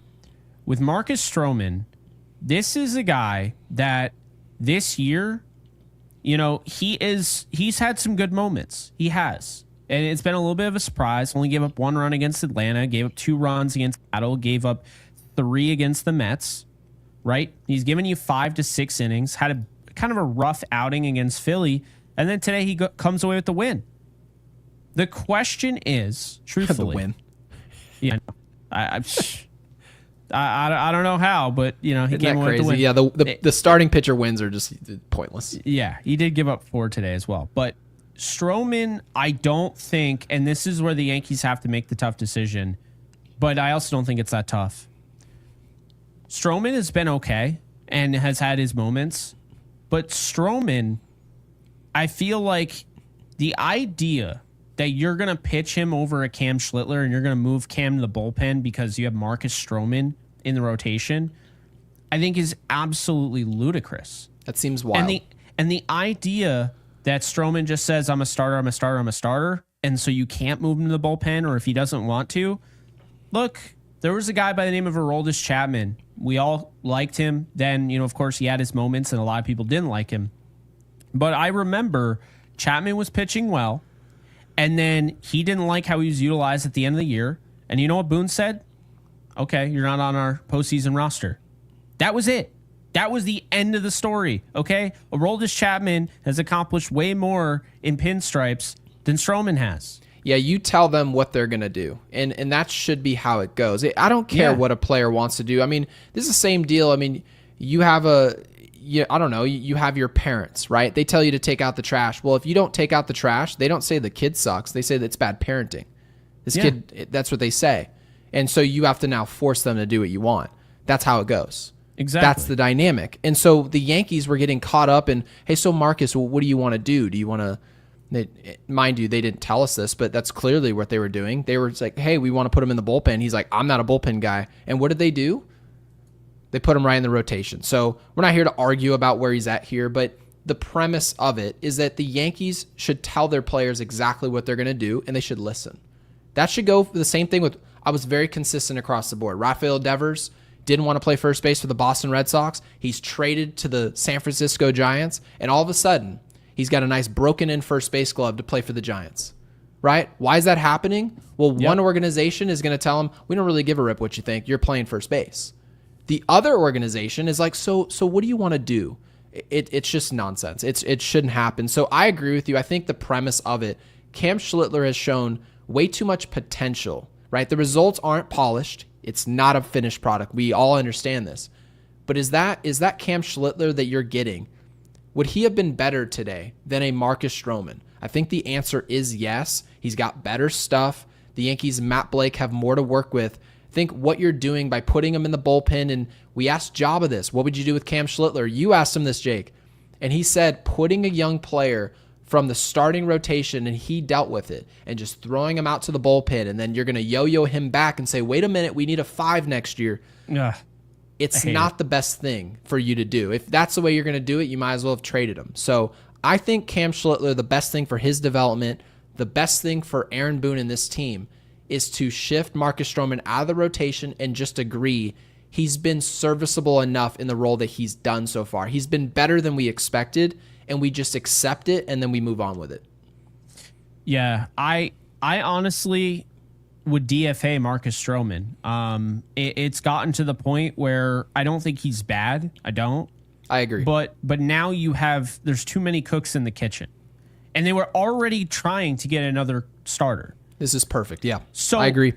If you were already in the market, we saw today they're talking to Sandy Alcantara, they're talking about Edward Cabrera, they're talking about going over again Zach Gallen. If that's even in your mind, not even in your mind, if you're taking action on the phones trying to get these, who was going in return? Probably Cam Schlittler, right? Probably. More than likely.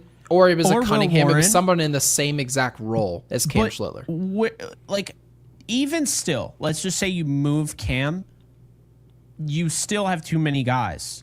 Yeah. And you're not going to be like, yeah, Will, you've done a nice job this year, but we're going to have Marcus Stroman in the rotation. Dude, that's obscene. You don't choose Marcus Stroman over Will Warren. You definitely don't choose him over Luis Heel. You don't choose him over Zach Gallen or anybody that you acquire. So where is he going to go? I think they kind of told us without telling us today. He's either going in the bullpen or he's getting DFA'd. And so he's getting the Aroldis Chapman special, is what you're saying. Yeah, I mean, okay. And I honestly, the bullpen, there's too many guys, so I don't even know if he's going to work in the bullpen either. Now, in a perfect world, he had an option. You could move him down to AAA. You could bring him up if there was an injury, but it's not a perfect world. And I think he'll be DFA'd after Leiter Jr., after those set of players come back. We were just mentioning those injuries. When those players come back, I think in the meantime, you can probably throw Marcus Stroman in your bullpen. You throw a Luis Heel out there. Luis Heel, right? Max Fried, there's sort of, you got Fried dealing with the blister, right? You have value for somewhat of a long reliever. And if he's disgruntled, who gives a rip? This is last year on the team anyway. And Drew Thorpe says Stroman will never pitch in the playoffs. Why keep him?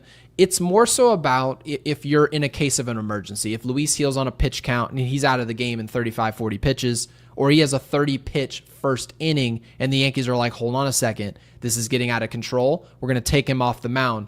Hey, Marcus, go pitch. And you're going to throw from the second inning He's to not the getting fifth. to 140 innings either, officially. So yeah, it's not happening. He won't get that conditional year, so you're done with him after this year. Or yeah, sometimes there's value to just standing on the mound and just throwing pitches. And that's what Marcus Stroman would be, given today's personnel, not our personnel from before this deadline. So that has to be clear. This year, too, by the way, because if you notice all the yes graphics, I'm not saying yes is directly tied to the Yankees, and I think we've learned that.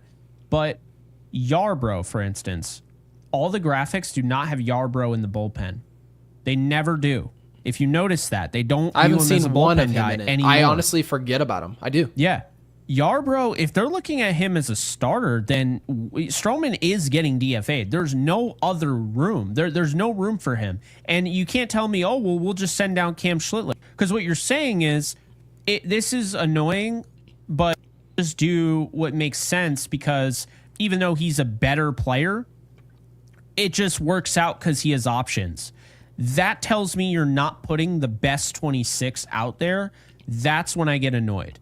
So seems like the best choice to just keep the young kid up on the big league team, because you actually preserve an option, right? If you didn't send the player DJ down. LeMahieu when he was hitting well. So we all agree that Cam Schlittler should be given an opportunity, and not given an opportunity. He's just simply a better player than Marcus Stroman, because none of these players are given anything unless you are already under contract for $30 million a year, $25 million a year. We've seen players under contract where it sort of dictates the X's and O's and what we do with this player, right? And obviously Marcus Stroman's on this team because of what we're paying him, and that makes sense. We don't agree with it, but we track the thought process there. And Kendall Wiggins, thank you for the 5. He says Wells is terrible. Love being under the radar because Darth Volpe is even worse. Darth Volpe? Oh, I've never heard that before. Kendall, where have you been? I like this super chat. Yeah, Darth this is in the Volpe Hall of Fame. Wild. But Volpe right now is a 205 hitter who's going to hit a home run. He's been clutch offensively. And the defense is very bad. Very bad. It's the arm. I don't really think it's the glove. I think when you know you can't throw, it also causes for concern. It causes you to rush, right? It's basically just degrading everything else to his defensive game. It's a problem. It is. So, Kendall, I understand the frustration with Volpe. We have shown up to the deadline. We've brought in players in defensively. Caballero, who can go over there and help out at the position if need be. But we just sort of have to accept what Volpe is good at and just know what he's not.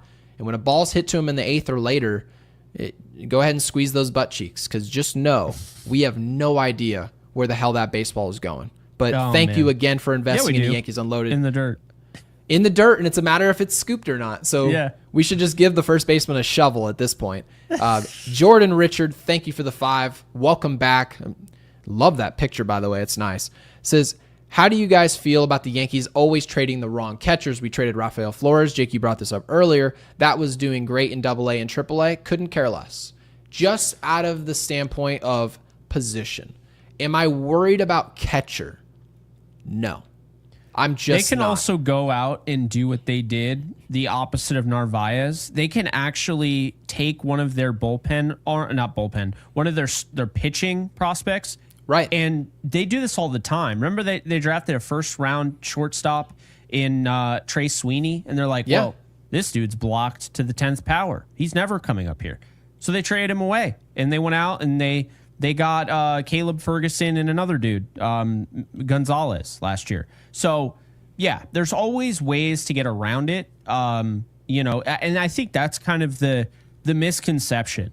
If you have value, right, doesn't matter if it's a pitcher, catcher, shortstop, somebody out there has a surplus that you don't have, and somebody wants to have a position that you have a surplus of. So that's kind of how I see it. As much as I really like Flores, they kept all of their high-prized prospects in the pitching realm, right? They can move one of them, and if they want to, go out and get a really good AAA catcher or really good AA catcher. That's the thing. These are it's when I say currency, it's not like, oh, well, you can only trade these guys for MLB talent. That's not true.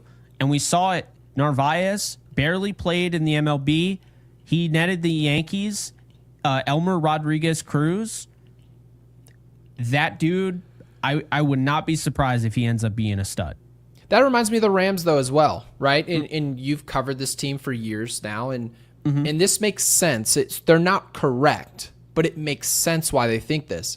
They think, okay, well, the Rams went out and sold everything. They were just piling up trade after trade after trade for win now to try to win the Super Bowl. Obviously, long story short, they do win the Super Bowl.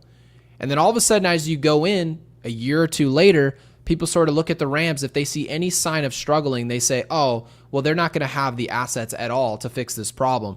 And what they didn't realize is that the Rams are spending a ton of time trading veteran players to replenish some of that draft capital that they surrendered earlier. So I understand the concept overall that you want to hang on to a Flores. Rodriguez, I would love to keep him. But you really have to ask yourself, are you really going to end up trading players that all just don't work out and all the players who join your team just tend to work out? Is that what we think that this is going to be? It's just too exhausting of a game to play. My thing is this. I'll give up Hall of Famers as long as I traded them for someone who's going to be a Hall of Famer, right? I don't really care what goes outbound. I just don't. People mention the Tatis deal and the James Shields. The problem with that trade is it's James Shields who you got. That's the problem with the trade. So to sort of answer the question here, I'm not frustrated about losing Flores. I just know it's part of the game. You're going to lose talent. You're going to lose players that 2-3 years down the road, you're like, oh, it'd be a nice addition to this year's team. But there's domino effect. There just is for having players in and out of your organization. And Wave, I wanted to throw you up on the screen. Was in the chat earlier, obviously has high hopes for the season, says the Yankees are absolutely winning it all. So I love to see some positivity. You know, not everything has to be from an angle of criticism, or it doesn't always have to be a critique. So it's good. It's nice to see somebody who just believes in this team. So yeah, we'll see what happens, Wave. We have no guarantees here. No one has any guarantees in today's game. I want to throw John on the super. Thank you for the 5. Says, when Judge comes back, Jake, I'll have you answer this. Are we carrying 14 position players with 5 bench players or 12 pitchers? Jake, you mentioned earlier that maybe the Yankees could bring on an extra arm. What do you think they're going to do with this? So depending when Judge comes back, if they push it out to September, this is an easy one, right? You're going to get 14 and 14. And that's when I expect Spencer Jones will get called up. And then you'll probably... That's when it gets fun. It does get fun. Yeah, they'll probably use one of those guys, you know, on the pitching side. They'll probably use a bullpen piece. You know, probably Yeri De Los Santos, since, dude, he's been awesome. I really like Yeri De Los Santos. And I feel like he's like 8th on the pecking order now. That's how many arms we brought in. Yeah. And this is a guy that had 5 strikeouts today in 3 innings. that is an underrated thing that he adds that not a lot of guys in this bullpen are adding. You can go 3 innings and you're going to just not give up hits. You're not going to give up runs. You're going to have a 1.78 ERA. You're going to come back from your injury and actually look like you did before the injury. That's been a big issue with the Yankees, Gary. Anybody that's dealt with any sort of injury this year in the bullpen has come back and they have not been themselves. It's also personnel. That is also personnel related. Mm-hmm. It is personnel related any day of the week. When you look at someone like Weaver, he had a hamstring issue. What did they tell you? He's going to be gone 6 weeks, guys. And what did we tell you guys live on our podcast? Don't expect him back for 6 to 8 weeks. Let's play it safe. Why? Because we knew the importance of Luke Weaver. We knew it already. We saw it last year. What did they do? He was back 2.5 weeks later. They said, miraculously, he's healthy. Has he looked healthy? Has he looked like Luke Weaver? He hasn't, has he? So, having said that, if you had enough arms back there in the first place, which is why there were a lot of people who were somewhat critical that we're even showing up in this position in the first place, well, if Luke Weaver had those guys, he'd be able to sit down for the necessary time to heal, to get back there. Cruz is in that exact same situation. Cruz, we want back to the mound, but does he have to come back tomorrow? Does he have to go? He doesn't because of our personnel. So I'm interested to see, obviously carrying an extra pitcher provides a little bit of extra leverage, but based on personnel, they may not have to. They may use an extra position player. Maybe you can bring up a Spencer Jones. Maybe also you can bring in another outfielder that you can just throw out into the outfield with Aaron Judge no longer patrolling right field. So there are definitely a couple of directions that Boone can go with. Obviously, he'll be talking with Cashman as to how they want to deploy their team. And by the way, guys, before I read this super from Rocky Sullivan, make sure you guys subscribe to Yankees Unloaded. We are getting crazy close to 9,000 subscribers.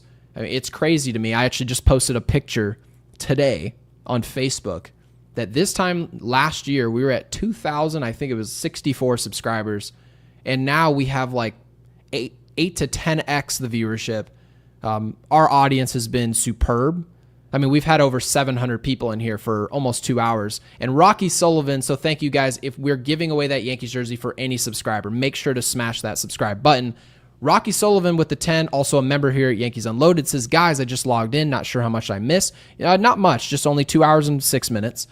Can you please give me a quick update on if you're happy with the Yankees deadline? McMahon included. Obviously, we'll keep this short and sweet because we did touch on this. Thank you, Rocky Sullivan. So we really like it. I graded it as a B+.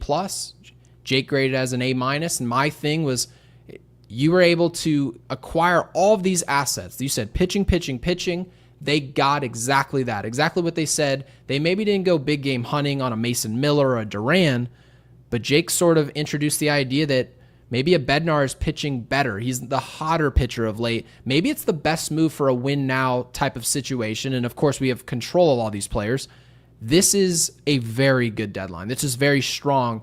And my rating was a B+ because I need to see what happens in the offseason. You protected all these assets.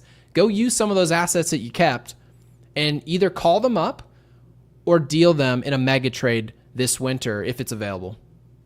Yeah, I agree. Going out and getting Ryan McMahon, I didn't love going out and getting that player, but he looks good as a Yankee so far. And obviously it's early on.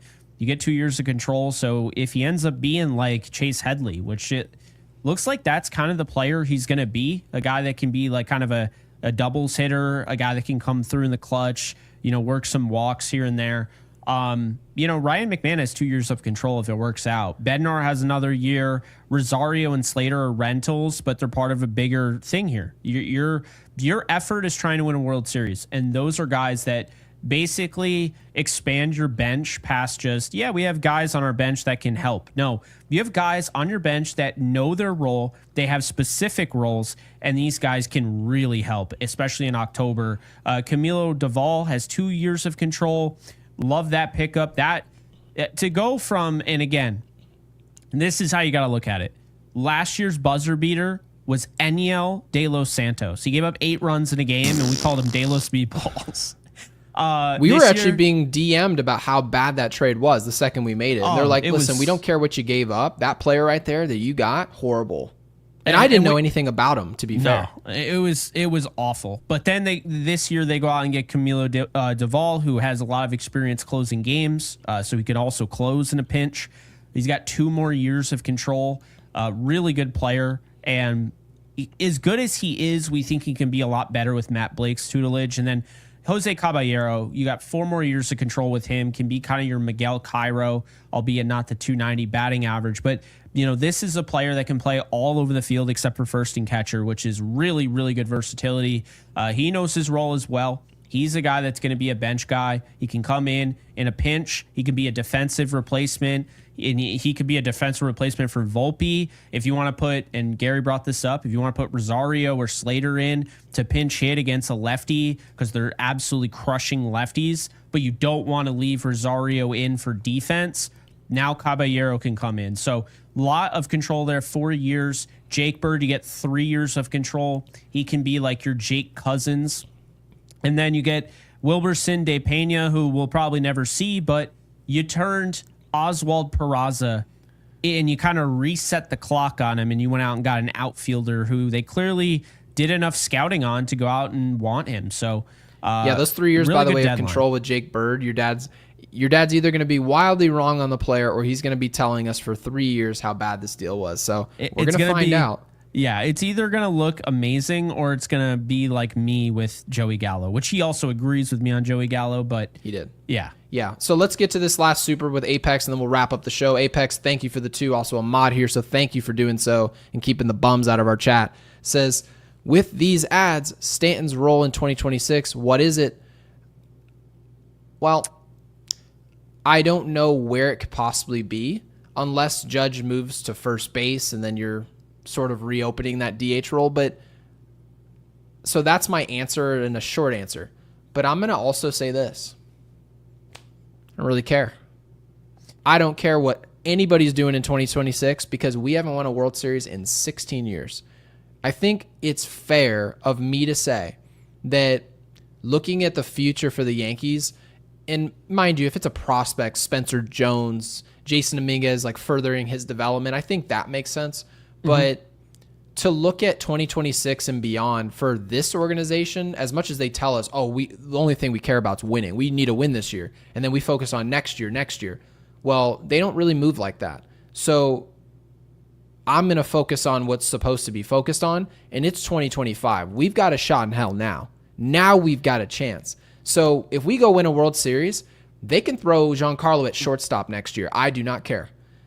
Go out there and win this year. Let's find a way, please. Yeah. So real quick, by the way, the Yankees have a club option in 2028, which they obviously will not pick up. Well, I don't even know. Obviously, I mean, it's $15 million for Stanton. Technically, nope. I don't think they pick it up, but $15 million, you might even ignore be able that. To I said, well, ignore that because they would not. It's a long time from now, and Giancarlo Stanton is a DH. He's been highly serviceable. No, yeah, there's no way. I think so this is his last giant year, right? $32 million. Yes. Next year it's $19 million, then $15 million, then $15 million, then if you pick that up, and then he's a free agent. You can really justify Kyle Tucker on this roster.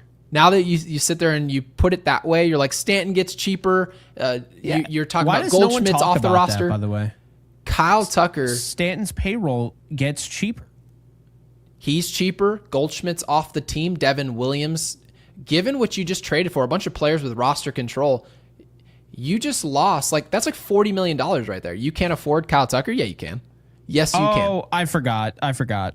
He gets cheaper because the Marlins are retaining $10 million starting in 2026 each year. Well, either way, if the Marlins are paying for the money or the money just simply ceases to exist, it doesn't matter to us. No, I know. I thought that was funny. It is very funny. It is very funny that the Marlins are paying. I wonder if Brian Cashman, if you ever get annoyed talking to the Marlins GM, today, you're trying to get Alcantara or Cabrera, he goes, well, we'll take back the deferred money on the Stanton deal if you do this. We'll Venmo you back the $5 million. Yeah, and exactly. then we're gonna go get Kyle Tucker with that money. That's $30 million. It is so ridiculous. Can you imagine that insane. check showing up to your front doorstep and it just says Miami Marlins? Dude, what if they forgot about it? Like, it's just like 2026 it hits, and then it's 3 years in a row. I'd send him a cease and desist. Like, William V, thank you for becoming a member. Welcome aboard Yankees Unloaded. And of course, I'm assuming you're a subscriber if you are a member. I don't know how it would be possible if you didn't. I don't know, Jake. If you become a member, do you have to be a subscriber? I would assume so. But William V, welcome aboard. Thank you for investing in our channel. It's greatly appreciated. So any last thoughts, Jake? Anything you want him to throw in the... How about this? I think I'll come up with something. I won't just punt it to you and force you to on the spot here. Drop in the comment section, not this second, after we're gone, your rating for this deadline, right? A to F. And obviously give us an A+ if you think it was the best deadline you've ever seen. Let us know in the comment section. And of course, if you're still here 2 hours and 14 minutes, we assume you're subscribed. Maybe you've just hopped in. Make sure you're subscribed for our Yankees jersey giveaway at 10,000 subscribers. We greatly appreciate every one of you who has already been here and supported our channel in every way possible. I mean, you spent 2 hours with us. You could have went to the Harkins and seen a movie by now. Thank you for being here and listening to Jake and I babble for 2 hours. And Jake, any last thoughts? Yeah, I'm excited for tomorrow, man. In a different way, I'm excited to see the bullpen. And I haven't been able to say that in a while. Carlos Rodon's on the mound. I just say, let it rip, Carlos. You want to strike out 13 guys and come out of the game in the 6th inning? By all means, we got the bullpen for it. So I want to see it. Jansen Junk taking on Carlos Rodon. What a name. He's actually having a pretty good year. In 60 and a third, he's only given up 1 home run. So you out there that like your home run bets, I don't know if I'm going to bet on Junk to give up a home run just because he doesn't clearly do it very often. But yeah, the Yankees right now, they're on a 3-game win streak, which, God, when's the last time you could say that? You were just saying how we never go on streaks. Well, they used to. And the highest, by the way, the highest win streak in the AL East, Toronto has a 1-game win streak. Boston has a 2. Tampa's lost 3 straight, obviously, because they lost 3 straight to the Yankees, and Baltimore's lost a game as well. So, yeah, we'll see how things go. Perfect opportunity here. Miami, they're still fighting. They did decide to hold on to Alcantara and hold on to Cabrera. They're still fighting. They got some guys. Kyle Stowers is probably one of the best hitters in baseball. But they should be able to win this series 2-3, if not a sweep.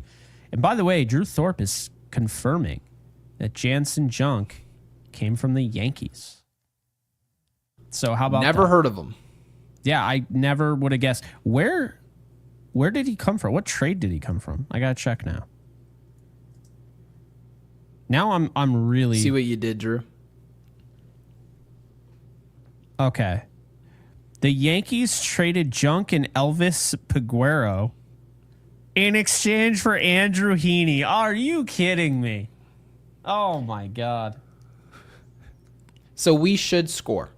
So, yeah. Again, guys, thank you for being in the chat. Our chat's been awesome. It's nice to see people actually having a conversation and not just... Obviously, you see a few arguments. That comes with the territory of the internet. But it's nice to see some opinions, people disagreeing, maybe people agreeing. It's nice to see... Make sure you subscribe. And, of course, traded Junk for Junk. Oh, my God. I should have known. I was not an Andrew Heaney fan. This is such a Yankees Unloaded audience. It's ridiculous. I was not a fan of his at all. Not even a little bit. Hey, we got a great show. Hey, we'll take it. Love this channel. Oh, look at that. I love this channel. Ivan, thank you. Drew, thank you for the love. We greatly appreciate it. We can't wait to meet you guys in hopefully Tampa for spring training of next year. We're looking forward to that. Make sure you subscribe so you can actually show up and hang out with us again. And, of course, Jake, get them to like this video. Yeah, like the video, guys. Thanks for over 5,600 views. You guys are the real MVPs. Over 640 people live right now as we sign off. So good deadline, great deadline. We'll see you guys tomorrow. And rate the